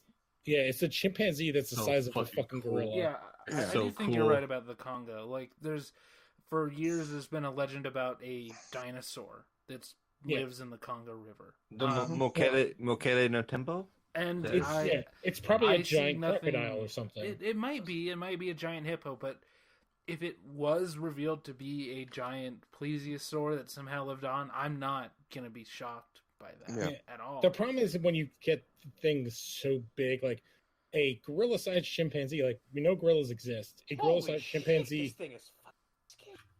Can you send me a link to the thing you're talking about? The billy ape, I've never seen this. Oh, the billy ape is fucking crazy. It's a chimpanzee the size of a gorilla. They're so fucking cool. The locals refer to that there are two types of chimps. There's the tree dwellers and the lion killers. Yeah. Mm-hmm. The movie Congo is inspired by the billy ape. That's because they say that hold on. Lion killers? Because basically they use chimpanzee jujitsu to mount a lion on the back. No, this is like legit. They will mount the lion on the back and just choke it to fucking death. I love this. This is so fucking cool. You ever done jujitsu? Yeah, I have. Because chimpanzees, like a lot of other besides gorillas, are omnivores. Gorillas are vegetarians. Yeah, they're also fucking angry, terrible creatures that will rip your face off and eat it. Right, and a baby can kill an adult. They're also in the Stone Age. Yes. Yeah. Have you ever heard of the in Africa? They're gonna take over the planet. There's a small Can't wait. Like an island. It's like an island in a river, basically. Are you talking about the giant lions? No, I'm talking about the apes that were experimented on with a bunch of fucking contagious human diseases. Yes. On this it's like AIDS. Island. It's like AIDS Monkey Island. Oh, okay. Yeah, I know about that one. Yeah. That is right next to a country with like a really bad civil war. So all these monkeys one ever of them- see is death. And the people who are trying to protect these apes, one of them was just murdered arbitrarily on the spot by one of the warlords involved in the civil war. Like he walked in and just Is it shot General this person. Butt Naked? I thought That's a real person. I'm not making that up. I for sure thought you were gonna say one of the warlord monkeys on the island. No, but there's Vice filmed a small documentary about going to this island. Like they were taken there by locals, and they about within like stone's throwing distance of this island, these chimps actively like showing signs of extreme aggression, and like if they could reach this guy, they were gonna fucking murder him. And here's the weird part of the story: the only way to calm these chimps and earn their trust is like candy and sweets. Like, Okay, so I have the story pulled up. Really And well to what's- Skittles. Okay, so I have the story pulled up. So it is a island off of Liberia, Yes. where these monkeys are, and Liberia is the country where General Buck Naked was in. Who was a general who was also someone who has talked about how he was a cannibal and would eat the hearts of young children in order to gain strength. Hell And yeah. He's Barbara called Bush. He's called General Buck Naked. He would go into battle naked. Jesus Christ. Yeah. This was. But I it's wanna okay s- now because he's a Christian. I want to see Right. a movie of him, but it's Forrest Oh, they did Whitaker a- playing him. Well, they kind of Well, did they with did that. that. They did Yeah. that. They did, yeah. The Last King of Scotland, yeah. But I Well, want to no. see Forrest. The Idris Elba movie where Idris Elba plays a man named Tripod. I think that's him. There's a character in that movie named Tripod who Yeah, goes Beasts into of battle Southern naked. Wild, isn't it? Or not Beasts Uh, of Southern Wild. No, what is it? Beast of a Nation, something like that. Beast of No Nation. Yes, there's a character named Yeah. Tripod who goes into See, battle but naked. I just want to see Forrest Whitaker covered in blood, screaming on a flaming battlefield. I mean, don't we all? Yes, Yeah. at all times. I for some reason cannot come up with any other cryptids. Even though I know there's dozens. There are other Mothman, but I think he's Mothman He's was something shared else. delusion. I think Mothman's a shared delusion. maybe. Yeah. Because if you look at the events that surround Mothman, it really feels like people are just going fucking nuts. Yeah, but the thing is, the stuff that's around man is like, and it's something that Connor had brought up before, and I'm sure we've all heard, is like, it's not like all of a sudden people started losing their shit. Like, there were people Yes. having like weird, I don't want to say psychic premonitions, but there were definitely very bizarre coincidences, like people having dreams of packages floating in the, and there was a lot of high strangeness surrounding it. I'm not Yes. saying that there is a red-eyed winged creature that just showed up for a brief moment in time and collapsed a bridge. What I am saying is that everything around that story is really fucking spooky, and not a shred of it can be explained. Yeah. Yeah. Have And you- It's not like it's the people you would expect in stereotypical West Virginia who talk about these things happening either. It's people across socioeconomic borders talking about Right, like, yeah. oh yeah, no, this was Yeah. happening. It's not just spitting chaw out and talking about their Hess truck and then saying like, oh yeah, you know, and then that's Sure. this thing. Yeah. Like people who would not cross paths. Yeah. Like in at any point in their life, we're having shared experiences that people just don't have. Right. Like yeah. if this is all a coincidence, it is cosmically ridiculous. Mm-hmm. Yeah. Have you ever heard the story of Indrid Cold? Anyone? Yeah, I know some of the details. No. So, Indrid Cole is kind of like a character who exists around Mothman, or like he's appeared before Mothman, but he's famously was brought into Mothman. Right. He's like a Silver Surfer. And, yeah, kinda, He's Yes. Norman Rad. kinda. He would like he was really weird. He would like take Oh, the things. Smiling Man. Yeah, he would take things and like bring them back. and like talk to people and grin at people as they like drove by. But stuff like so that. So far, he sounds like a meth head. Yeah. Well, no. What I'm getting into is, I think what I think Mothman and Indrid are is like it's our brain trying to like either coping with the kind of energy of tragedy, or it's like something about the emotional resonance of something of like a bridge collapsing, or like. Don't they say they think Mothman was like some crane or something? Maybe. Well, maybe possible. Okay, so unless somebody has like another cryptid that they have like specific thoughts about and specific explanations about, I think Mothman is a great sort of segue into what Eric was sort of brought up there, which is high strangeness, and just what that term means. This is like, I love this because this is a concept that either is new to me or like I've always kind of experienced or liked it and didn't really know how to identify. Yeah. How did you motherfuckers not talk about the aquatic werewolf? But and here's the thing: high strangeness is kind of a concept that I think people have known about for a while. I hadn't heard the term for it before, but it's something we all knew about, but never really kind of put a word to. Yeah, it's a word that kind of connected a weird kind of thing that everybody encounters. Yeah. Mm-hmm.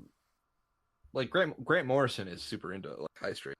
Is this like a different term for like what you could call like, I guess, real world cosmic horror? Kinda. Sure. I mean, I'll list off a couple things where high strangeness is essential to what it is. To what that piece of literature or art is. Twin Peaks. That is a show about high strangeness. It's that's also a show about Aleister Crowley opening up a door to another dimension. I mean, so Mark Frost he would be a host on this show if he were our age. He would, well, he's kind of Eric's age, so whatever. Yeah. I'll go with it. Whatever, man. Yeah. I'm ancient. But he would be on the show. He would be the host of a paranormal podcast if he wasn't a writer on Twin Peaks. I cannot remember the list of other stuff that's very high in strangeness just off the top of my head. But we talked about this before. The movie Terrified is very much a movie about high strangeness. Okay, yeah, it's because Terrified, and some of you still have to watch that movie. No. Yeah. Yeah, you do. Terrified is where you look at it and you go, "Oh, it's a ghost movie." Then you sit through it and you're like, "That's not a ghost. I don't know what those are." That's the Argentinian film, right? Yeah, it's something. I believe so. What the fuck that movie is? I don't know what those things are that are perpetrated. They're like, oh, they're ghosts in package, but like, I'm like, that's functionally not a ghost. I don't know what the fuck. That is a nasty thing from some place we can't get to. We don't know its place of origin. They don't obey our physical rules at all. And we don't know how they function, and their effect on us is fucking wild as shit. And it spreads like a disease. Can I read? So there is the person who came up with the term, kind of. So it was Dr. J. Allen Hynek. Yes. In 1978. So this is what he said. There exists today a worldwide phenomenon. Indeed, if it were not worldwide, I should not be addressing you and these representatives from many parts of the world. There exists a global phenomenon, the scope and extent of which is not generally recognized. It is a phenomenon so strange and foreign to our daily terrestrial mode of thought that is frequently met by ridicule and desertion by persons and organizations unacquainted with the facts. It is very Lovecraftian, is what you're talking about. Like, whereas Lovecraft horror is like, I have seen this thing that is, that it's perverts my laws of what I perceive. Theoretically, it's our brain's process. Yeah, something that defies explanation. It's kind of that, like, a better term to say like something's trippy. Yeah, it's very much in that, but in a not so like douchey way. Because I think, and this is where I'm going to bring up our old buddy, Chills. YouTuber Chills. So for those who don't know, They who Chills unfortunately lost their is, lives. he's a very popular YouTuber with an annoying voice, who hosts the Top 15's YouTube channel, and he gained a lot of traction because Number 15. He initially started to do narrative videos where he shows you 10 to 15. Sometimes he has some filler videos, and some of it is nonsense. Hyper can't tell if compelling it's videos CGI. that are either stop. I'll get to it. This is a video of a rat crawling up a woman's leg. Yeah. This is a picture of someone standing in lettuce. Do you see that stick figure that's obviously a couple down trees? It really creeped me This out. giant fly really crawled out of a street in Los Angeles. He has like 10 to 15 videos that are either really interesting fakes, like Thousand Hands video, where the guy is attacked by a bunch That's of just CGI. that guy deserves work in the That video industry. is fucking terrifying. I don't care if it's real or not. But every now and then he gets a video where you watch it and you go, I don't know what the fuck that was. I don't know if it was real. I don't know if it was fake, and I don't know how to explain it. And the fact that he's the one who gets to shill these things is insulting. I'm Because literally watching. he has no respect or intelligence for the hobby. He's like, I don't know what this is, but here it is. This video is probably real, and it's like the most blatant hoax I can come up with. I clicked on 13 ghost videos you'll never forget. The first one, like, it has the worst jump cut I've ever seen. Yeah, It's I can't even describe it as anything. I'm like, wow, that's He's lazy. like- but it's like he's when the you watch a equivalent of video- you. He's the equivalent if you had Airsoft Fatty explaining banking to you. How dare you? Actually, I would say, how dare you put that on Airsoft Fatty? That is a He is- genuinely nice human being. You know, I said Chills is like Dan Aykroyd if you smack him in the head one too many times with a crowbar. Right. Yeah. But He's like the guy from Blair Witch if he was like mentally handicapped. Let's say. Yeah. But every now and then I'll find a piece of footage that, like, have you ever seen the Sky City video? Yes. Some Yes, but cloud that's fake. formation- Is it fake? Is it proof fake? It's fake. It's Okay, I fake. never what? looked into it afterwards. Basically, there's this piece of footage that rolled up. I think it was filmed in China, where I think there's a couple different versions of this footage too, which is why initially I was like, "What the fuck is this?" People were filming the sky in China, and if you look up in the clouds, it looks like there is a city, like as in skyscrapers, towers, buildings, like square structures in the sky that's just kind of moving along. No, it's fake. It's Yeah, fake. because China has a real good reputation for putting out real products. Oh, Including their gymnastics team of, It was 14 it of was like just 12-year-old crazy girls. advertising for BioShock Infinite. But a I'm video fairly- like that- Yeah. A video I'm like fairly that where you watch it and you go, I have no source of origin for this video. I don't know who filmed it. And you look at it and you go, like, I don't know what the fuck that is. And I think that's like some of those compelling footage you can find where you look at it and go, I don't know how to explain that away. My favorite Chills video I've ever seen, or that he found it's a recent one. I think it's like he says it's like in Norway. It's probably not in Norway because he's a fucking liar. He's pointing at a skyscraper and there's a man flying in the air very clearly, and then they use the lightning effect from Thor Ragnarok, Oh god. where it's like coursing through and he flies off and he's like, I don't know what that is. I'm like, that's clearly a scene from Thor Ragnarok, my man. Yeah, there's one that I saw on his channel that I saw like 2 or 3 years before I even knew who he was. And this I'm tying it back to the high strangeness thing. Someone's Okay, walking through good. the woods with their camera. Yeah, no, I was getting it back to that, where it's something you see that you're like, I don't know what the fuck that was all about, and I don't know how to properly explain it to you.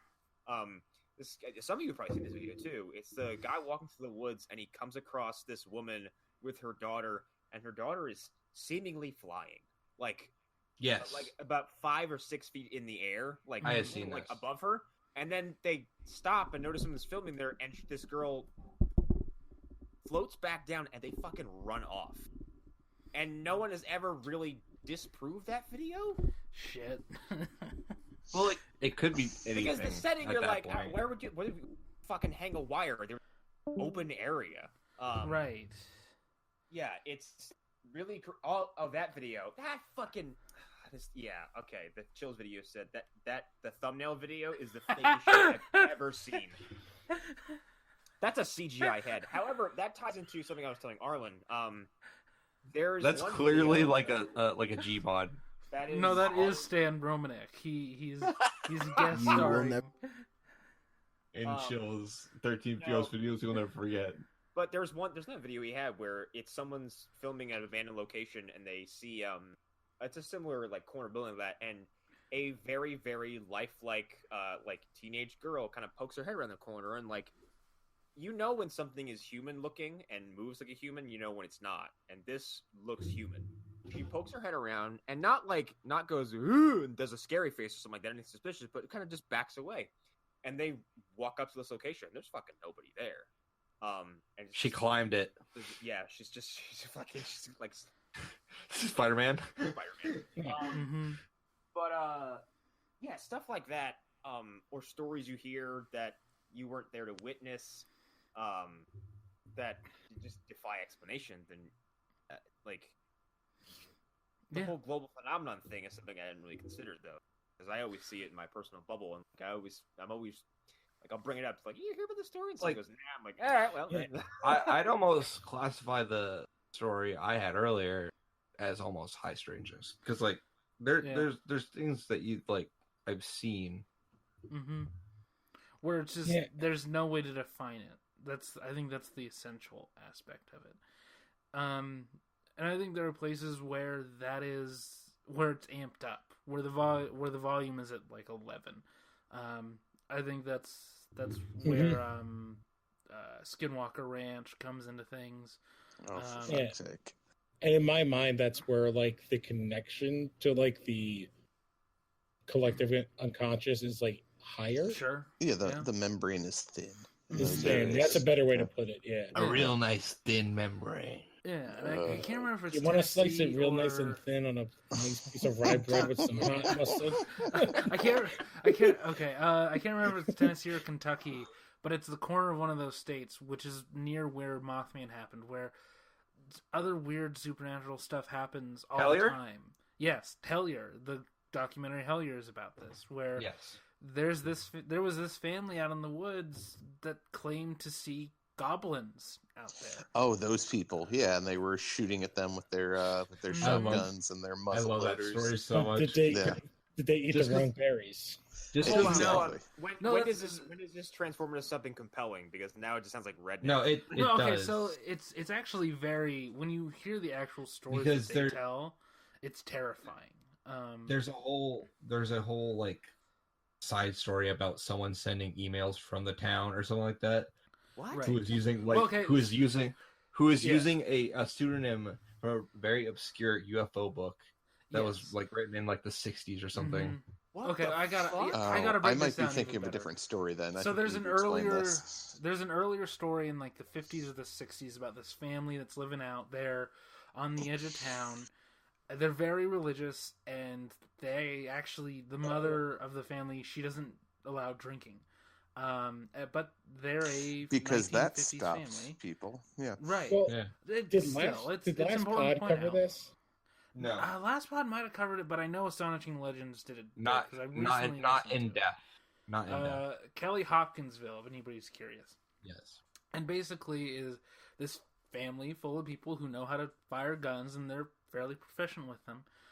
One night, they just started to see these like glowing eyes out in the woods that were just coming closer to their house. Oh, absolutely not. So coyotes? No, as they got closer, they looked like little people. Like Furbies. With silver skin, with shiny skin. And as they got closer, they started shooting at them.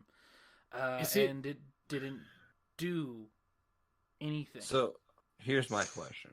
How do we know that these people have just never seen like an ethnic person before. Well, Wait, Hunter, I wait, imagine you have a let's lot of fucking- examine that. Hunter, I fucking imagine you have a lot of phrase. unexplainable corpses. Okay, like. yeah, I would I've never say, as seen the an only ethnic ethnic on the person. podcast, I'm very disturbed by your question. Also, No. Hunter, are you implying that people have different issues? No, that's not what I'm implying. What I'm saying is Hunter, you're canceled. Jesus. How did we not cancel Hunter AIDS Ghost? Because he did the joke twice, and Okay. My Yeah. uncle. this is gonna get me fired from SNL.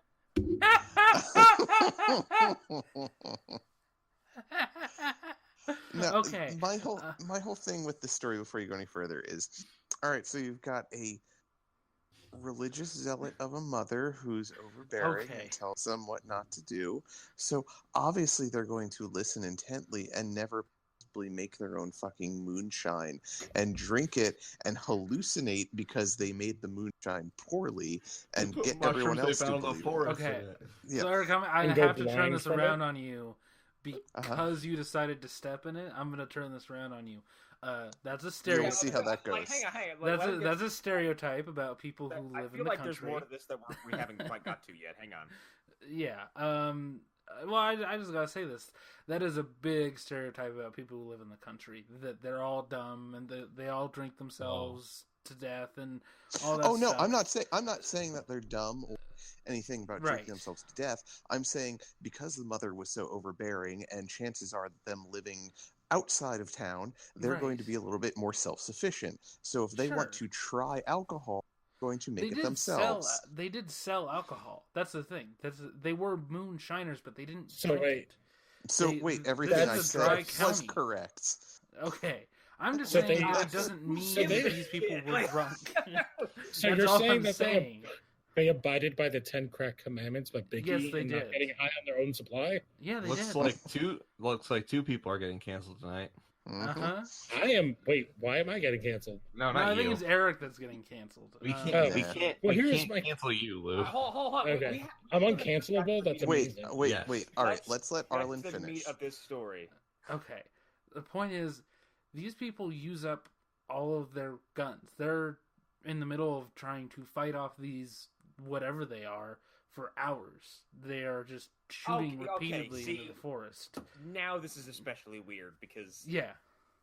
like, Can you I? have an extended ballistics, well, not even exchange, just Mm-hmm. discharge. Like, you feel like you think your life is in danger.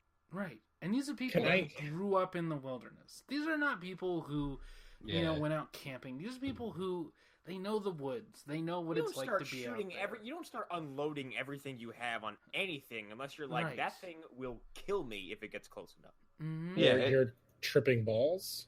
And it's not like it's not like the area, like if something's coming at your house and you live in this like rural area, you're gonna know what it is. Like, Can I it's not- ask, what years was this? This is I think it's either the 40s, the 50s, or the 60s. It's in Oh, that. so this isn't And it's like a- 1820 or something like that. No, Right. this is No. So Okay, people are are they a lot still- more self-sufficient. They're a lot less they trusting farming? of the authorities. Are What they was that? farming? Are they farming? I think they are farming. I'm not positive. I know Because that they my live question out there. is, Ergot? No, that's the thing. I don't think it's ergot. Here's the thing. This is my problem. I've heard 1955. A lot of these. I've heard a lot of these like brought up as like suggestions. It's like I just don't think that that's the case. Also, this is sort of the end of the story. They eventually used up everything they had, and they went to the police in 1955 Mhm. in an area of the country where you don't trust the cops. You don't believe in. How is that cops. different than all of America now? yeah. I mean, true. Fuck But 12. again, They like were I said, white? they're very self-sufficient. They don't believe in asking for other people's But help also, here's the unless thing: they absolutely have to.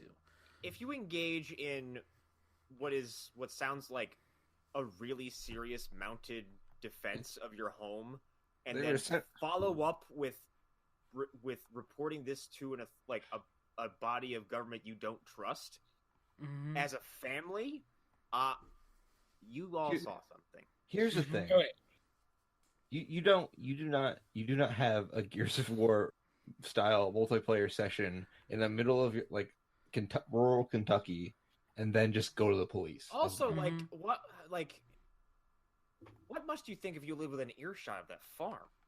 Yeah. Well, actually, that got to my There's thing. a It's like, massacre going on.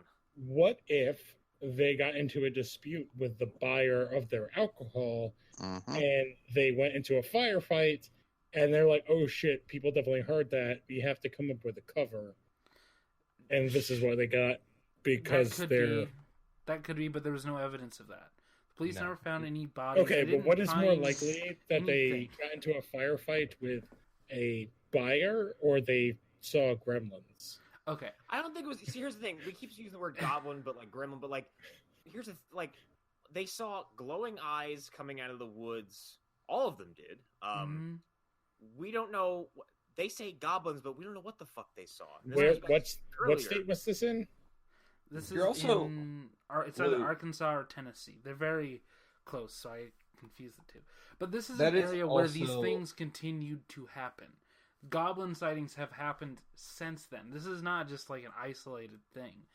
Stories like this in that area are continuous. It's not Also, So Lou, this ties back to the Mothman thing, where it's like this is not something that happened in a couple. Have a it's story. not like the police went back to the property and found bodies or evidence of fighting back. It's not. There was no. They just went there and there was nothing. I'm mostly taking this from a super skeptic side, but also it's all right, there's stuff going on in the area afterwards. Well, once something kind of weird gets put into the zeitgeist, especially of a small town, then everyone kind of throws it on that. It's like, oh, this happened because of the but not. But here's the thing: there are periods where there's nothing. That's the thing. Mothman happens, and that takes the air out of it. But Mothman is literally 25 miles away from this, and it's very similar. But they're very. They're still very secluded at this point. And the thing that it's kind of a throwaway detail if you don't stop to think about but glowing eyes is the one thing people always talk about in Mothman. Everybody always saw something with red eyes. Mm-hmm. Yeah, but wasn't one of the stories from Mothman a couple having an affair, and then fucking Mothman came and gave the guy syphilis? there's also. Okay, but here's the thing. But there's one of those stories. For every story you hear, It's conjunctivitis, by the way. 100% Okay, so he got pink eye from fucking going 69 on the Because check or eating her every ass. time someone comes up with a story where they're like, this thing happened and I have physical evidence to show you that something happened, Right.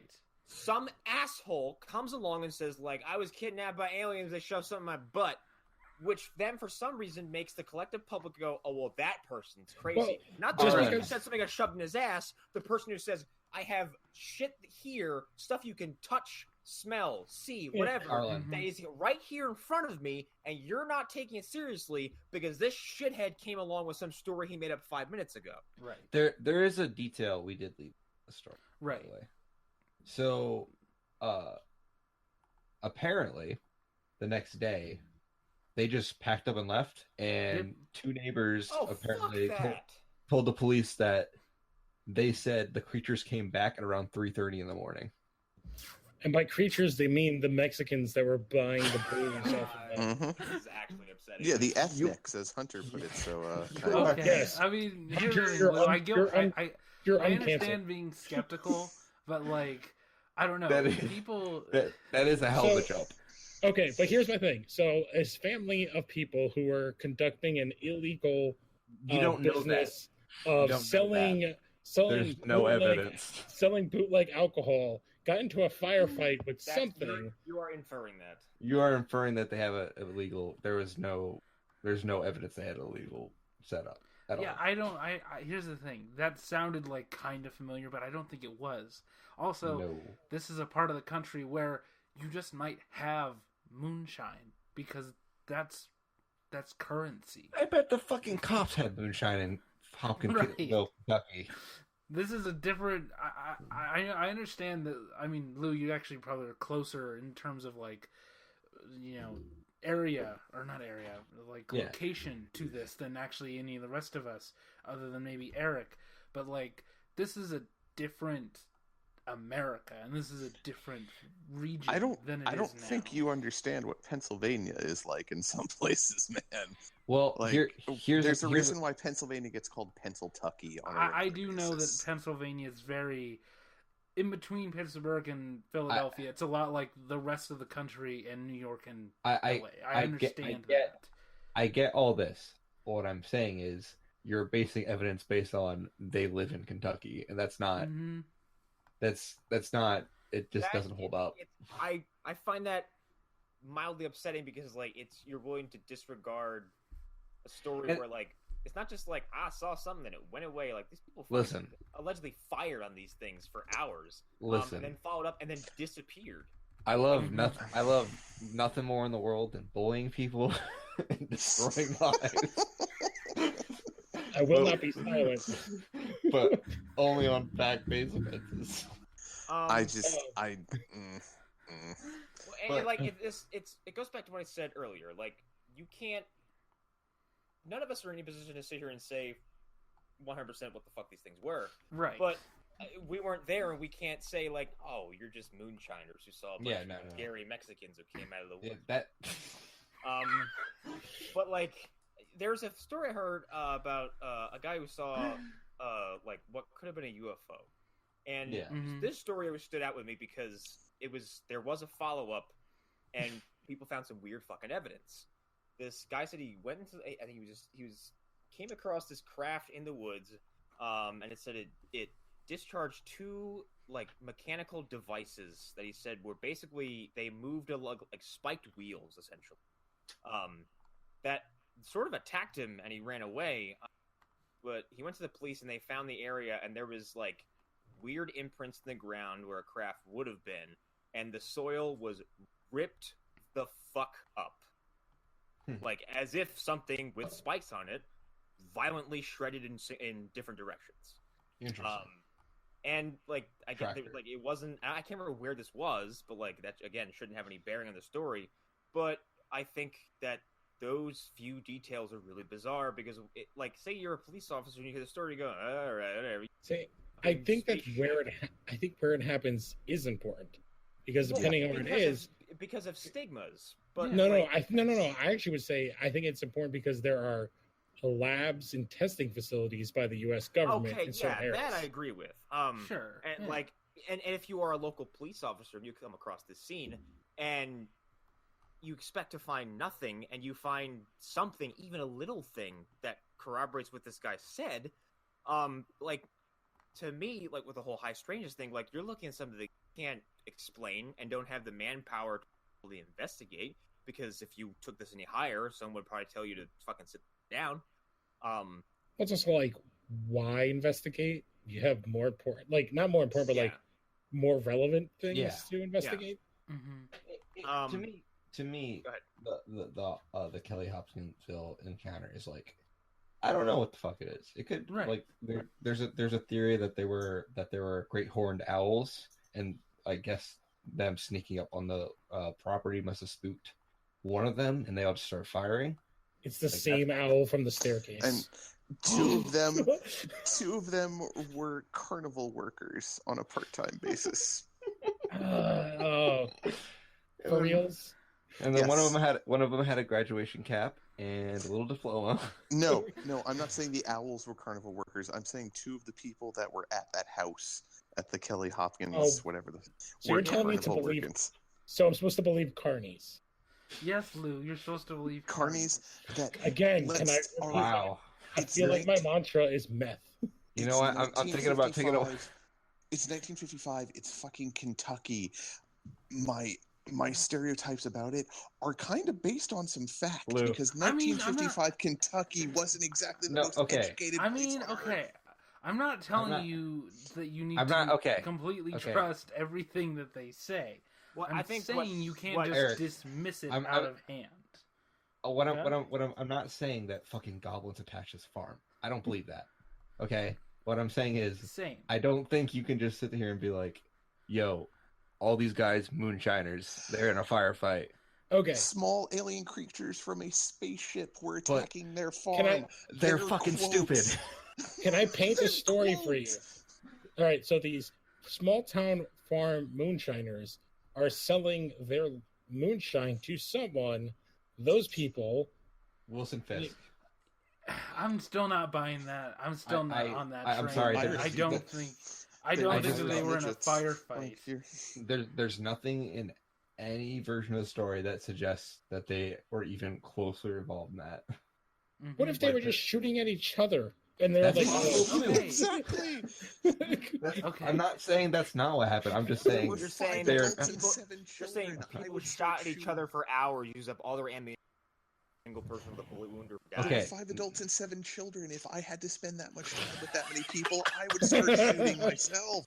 and No, that's no. the family that we know is not Mexican. They're the white Look, people, right? You guys are completely missing my point. Like, what I mean is, I just don't buy the moonshine theory. They could have been shooting at each other. I thought That's you fine. said that they were moonshiners.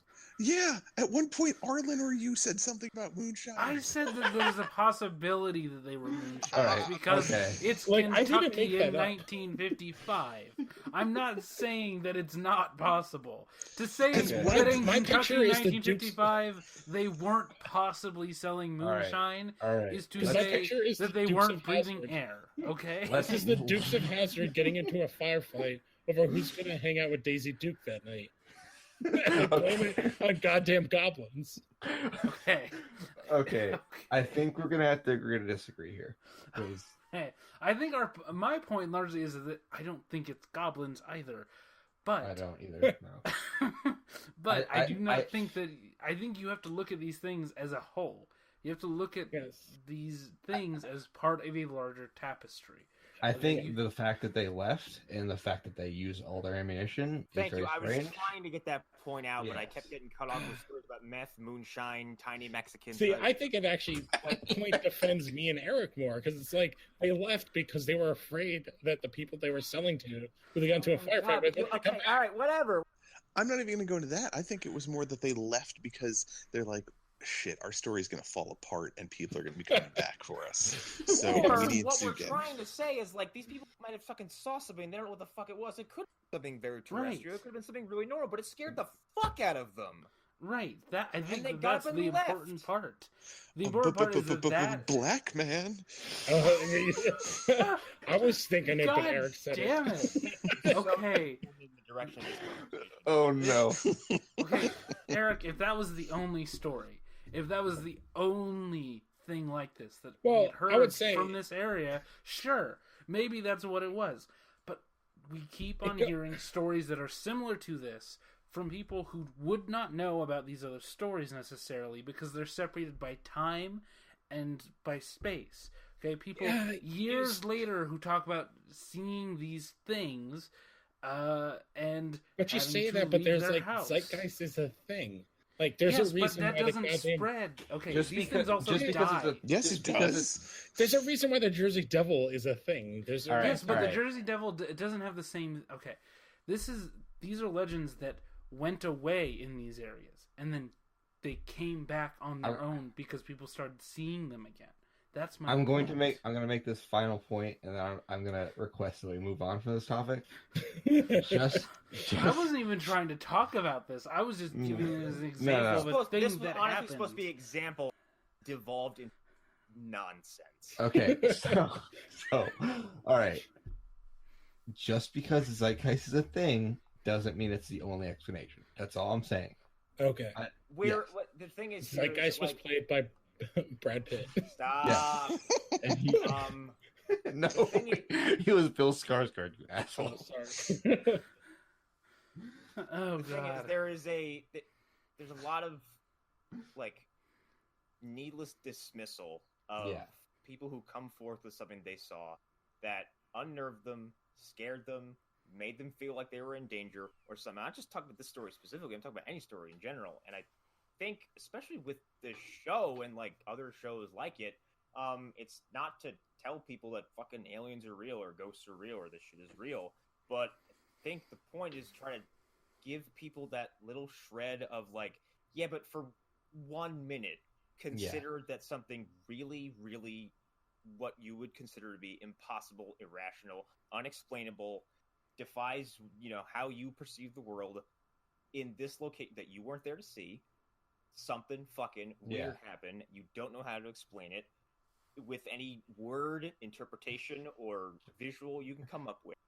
And that there are enough stories that happen worldwide that connect into this big old web of like, well, there is shit going on amongst us that we, as tiny little meat sacks with brains that we haven't quite fully known how to use yet, that we don't know how to explain and can't rationalize. To your point though, like, I think a healthy bit of criticism is like necessary. Absolutely. Oh yeah, I will. I will shit on things from a great height when I don't think there's any truth to them. I opened the show by flagrantly decrying a very popular, mythical thing people supposed to hunt. I was partially playing devil's advocate, but there are like stuff like I can't explain, like stuff that we talked about was like the military stuff they've released of like UFO stuff. I'm like, yeah, I don't know how to respond to that. Spooky shit, because for a while the government's like, there's nothing. And like I say that to me, like I worked with somebody who was in the Air Force and worked at the Pentagon, who like somebody was like, hey, like Phil, like what do you believe? And he's like, oh, there's fucking shit. And everyone just like stopped what they were doing and like, wait, what? It's like, oh, I was in the Air Force for 40 years. Yeah. There's fucking aliens. People in the military have those stories. They just never report them because it was a thing that you would get fired for. There's that whole Tom DeLonge thing where like those videos he released, like apparently they're actual phenomena, but like we don't know if they're aliens. Like we don't know what the fuck they are. Here's my thing on aliens. Like I don't know about abductions because I don't believe in abductions. I think it's I don't either. Because I don't believe, like, I don't know. Would you drive, I don't know, 200,000 miles to go look at a Carl's Jr.? What I do find interesting is like stuff like Lost Time, because I think that's Lost Time is interesting. Also, like maybe I don't know. Like, here's the thing: if there are aliens in these weird ships, or if they're built by some kind of foreign hostile power, some kind of fucking secret government, whatever the fuck. If they are some kind of other organism from somewhere we can't get to, why aren't they coming to say hello? Well, there's... I can't remember what it's called. If you have a craft that got here from some other planet, you're obviously millions of years more advanced than we are, or something like that, or way beyond us, and they're probably like, what the fuck are these monkeys doing? Let's leave. Well, there's kind of really, I think, is it signs that they, like, the kid talks about? And it's a real theory. It's like, if aliens from another planet came here, there's only two responses from them. Because no matter what, their technology is way past ours. So they're either a completely, like, altruistic, share technology, Star Trek version of a alien species, or they're the fucking aliens from goddamn Independence Day. I think Hawking said the same thing. He said there's only two real possibilities we ever make contact with their life form in space. It would be peaceful or utterly hostile. It's the Vulcans or it's the aliens from Independence Day. That's the only things. I also think, like, why would they stop here? Like, honestly, if their technology is so advanced, like past ours, if their technology is more advanced, think about what kind of resources they have. Why would they ever come here and look at us and go, "This is a planet that's worth our time"? Like, also, I don't think we're worth invading because what the fuck do we have? We have nothing. Yeah. I do no. See, I do kind of. We have water, and we have like biology, and we have stuff. We have resources. Even beyond that, we potentially could have a planet that would be habitable by other things, and that doesn't mean any of the things that are currently on it they would want, but we could have the perfect setup. But they'll be killed by the common cold. Yeah, water. They're allergic to water. I think if something can, as we've all pointed out, travel potentially millions of miles at faster than light speed, which that right there would be something that would mean these things would want nothing to do with these stupid monkeys that are living on this planet. Yeah, you guys can't even get to Mars. Well, exactly. Like there's a theory that like if UFOs exist, that they might run on salt water and like we're like a gas station planet. Also, what if that's ridiculous. What It if is the- ridiculous, but I think it's there's- interesting to okay, think so about. there's a name for a theory that's like if we haven't made contact yet, We're then never going to. we're never going to, and that any I can't remember what it's called, but it's like any society or like species basically will reach a point where they are as advanced as they can get, and the next step is their destruction, and that's it. There will be no more advancement. Yeah. The fact that we haven't met anything, or anyone has met us, is making people leave. Then maybe we're just a doomed species who's never going to meet anything, and maybe this is the pinnacle of human existence. It gets into a whole lot of scientific stuff because it's it's only if we think all life forms are carbon based like us. That's Which true because they're learning that that's not. They found species on Earth that are not like that. And it's fucking weird. They're in the ocean and they live by volcanic geysers. Yeah. And they survive off of the heat of. So most living creatures get some form of energy from the sun. It's somehow trickle down, trickle down economics from the sun. Except for this one species they found, which actually is alive by the heat of volcanic vents in the ocean. I'm not really a big subscriber of the theory, Connor, just because like you said, we don't know what is out there. We could find life on another planet, and you don't know if it looks even remotely like us, or if our brains could even process what they look like. Also, how would one determine if a species is as advanced as it can get without what do you just stop trying? That's it. Yeah. We reached the end. Well, no, I think part of that scientific theory that you're talking about, Con, and maybe I'm thinking of a different idea, is that our species should be at a point where we're starting to actually potentially colonize areas outside of our planet. Yes. And we're stuck at a point where we're still relying on fossil fuels and whatnot, where we should be harvesting the energy of things outside of our planet to be able to find the energy we need. I only say this knowing very little, but knowing people in the industry is that there's nothing outside of the planet to harvest, energy wise. Okay. It would be, and everything would be nuclear based. That might be a misnomer on my part. We should be, as a species, at a point where we're starting to move away from our planet because we're not using it properly anymore. Yeah, but what is in outer space that would be helpful is mining meteors and stuff for precious metals and stuff like that. But power-wise, it's really just nuclear energy. Yeah. Well, that and being able to transport water easily to space, because that's one of the most impossible things to do. Nuclear energy produces lots of really nasty waste, destructive, and because the problem with technology advancing, most of it is that it's not energy efficient. Solar power is, from what I've been told, as nice as it is, it's not efficient. it's nowhere near efficient enough to be worth anything. It's good on a terrestrial level, and that's about it. Yeah. But yeah, I don't know. I just don't think if there is life out there, it probably doesn't look like us at all. I would say, for me, that infinity is so big that it's you can't really describe it. So I kind of believe in that string theory kind of idea of all things have happened in all ways. Yes. So therefore all things have existed. So therefore there's other life, whether that's we live in a multiverse. Yes, I believe kind of in the multiverse kind of theory, because I'm also a Grant Morrison head. There is a version of us that exists that is in the 1600s. Yeah, all versions of us exist simultaneously. Yeah, one of us is Tom Welling, one of us is Brandon Routh, one of us is Tyler Hecklin. Yeah, yes, one of us in another universe. In another universe, we are. I hope I'm not Tom Welling. We are all Arlen. We are just a podcast of Arlens. In another because universe, it's a possibility. It exists. We're all five just talking. Five of us are in a farmhouse in Kentucky, and we're shooting at some creatures and coming out of the woods. And the gunfire, fuck we're you, having an Eric. argument of whether a goblin.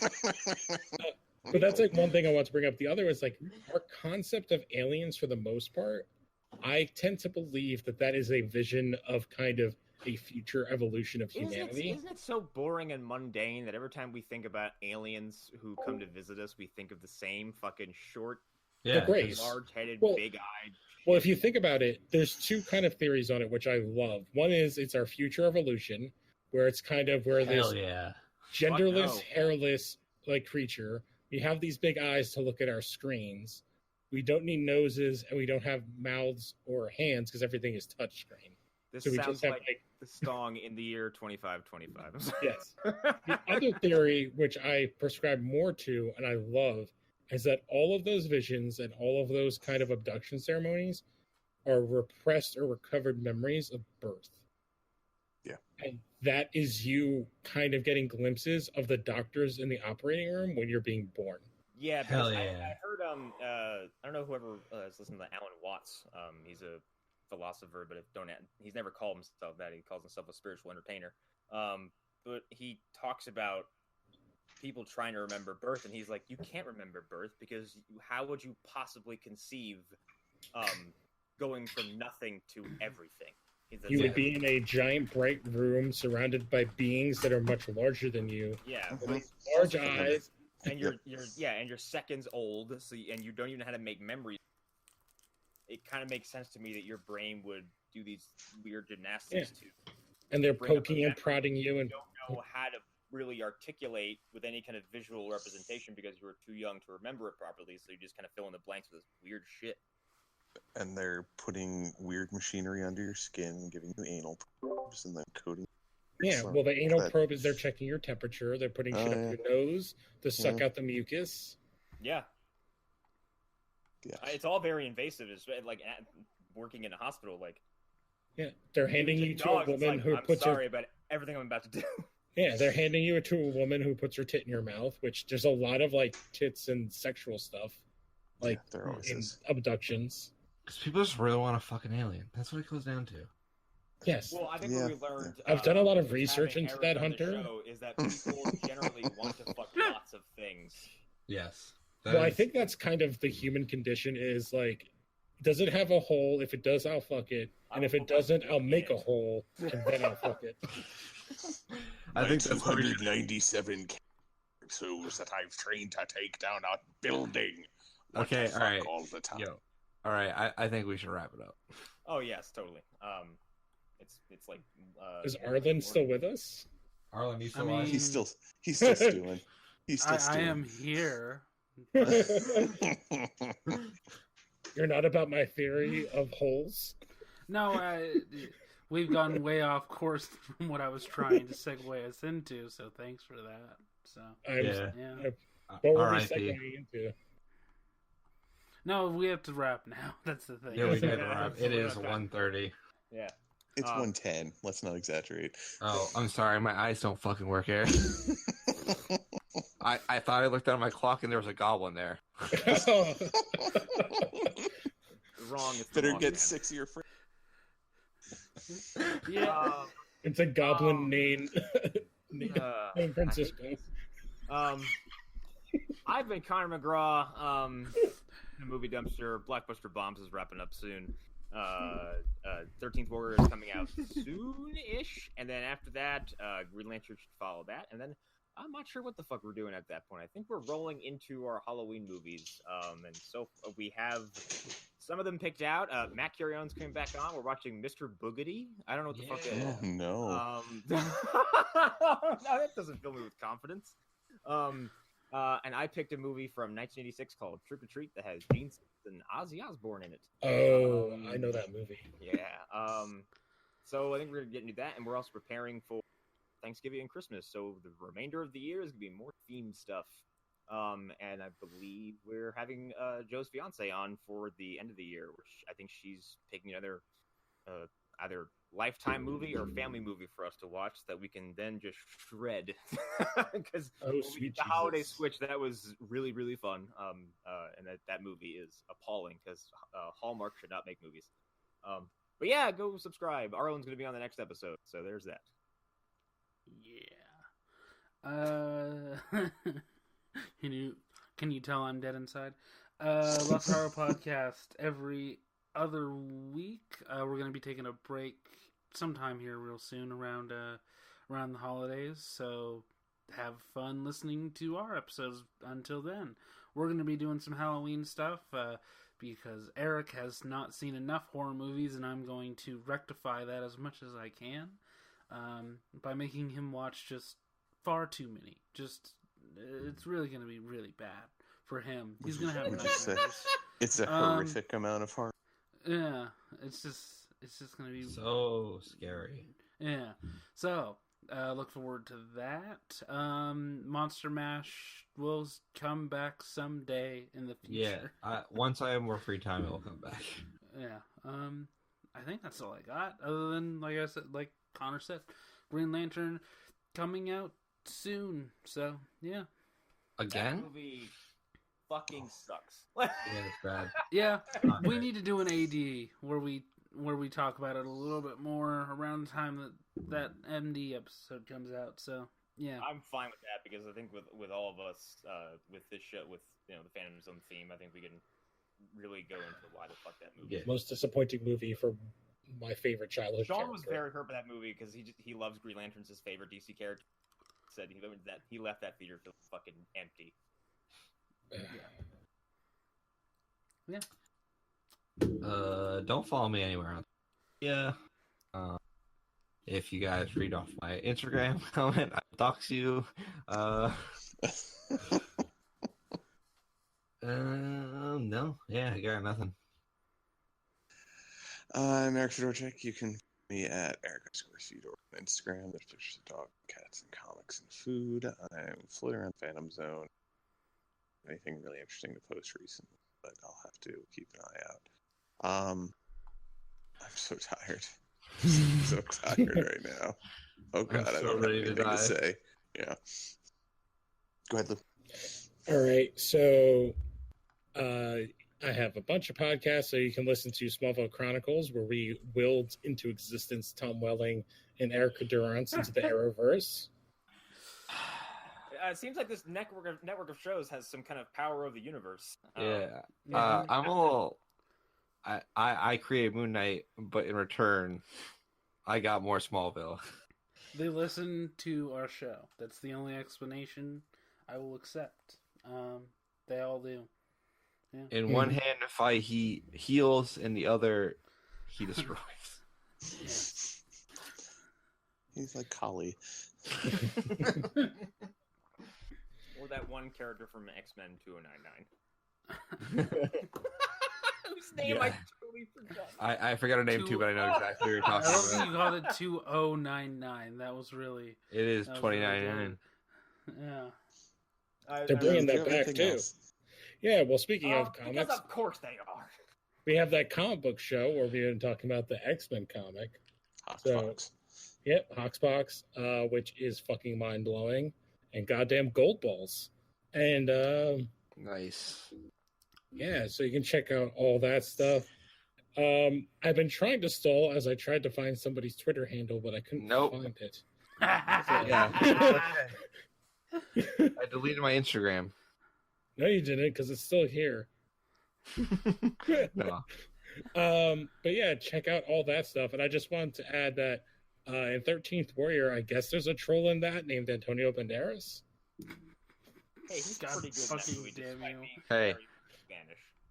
He's like, no, he's Mexican, but he's like 5'3". Wow. He is very small next to all those giant. I'm fucking- starting to regret what we Exactly. said about not canceling. His name is Tony Flags. Come on. Huh. Well, Hunter, I didn't realize you were a 163-pound power lifter. You're a Yeah. math daddy, a human, an animal rights enthusiast, and all badass. Because that's the only Hunter Davenport I'm finding on Twitter right now. So Hell if you want yeah. to write to him, thinking it's our Hunter Davenport, it's at Grizzly HD. Please don't do that. Don't. I'm gonna tweet at him after this. Please don't do that. All right. Bye, everybody. Bye. Adios. That's goodbye in Gremlin. I changed my mind. I don't give a fuck. I will kill all of you. I will get into a gunfight with your family. You I'm motherfuckers. so mad, but that is such a good line. but I can't even emotionally react to it. I'm stuck right in the middle.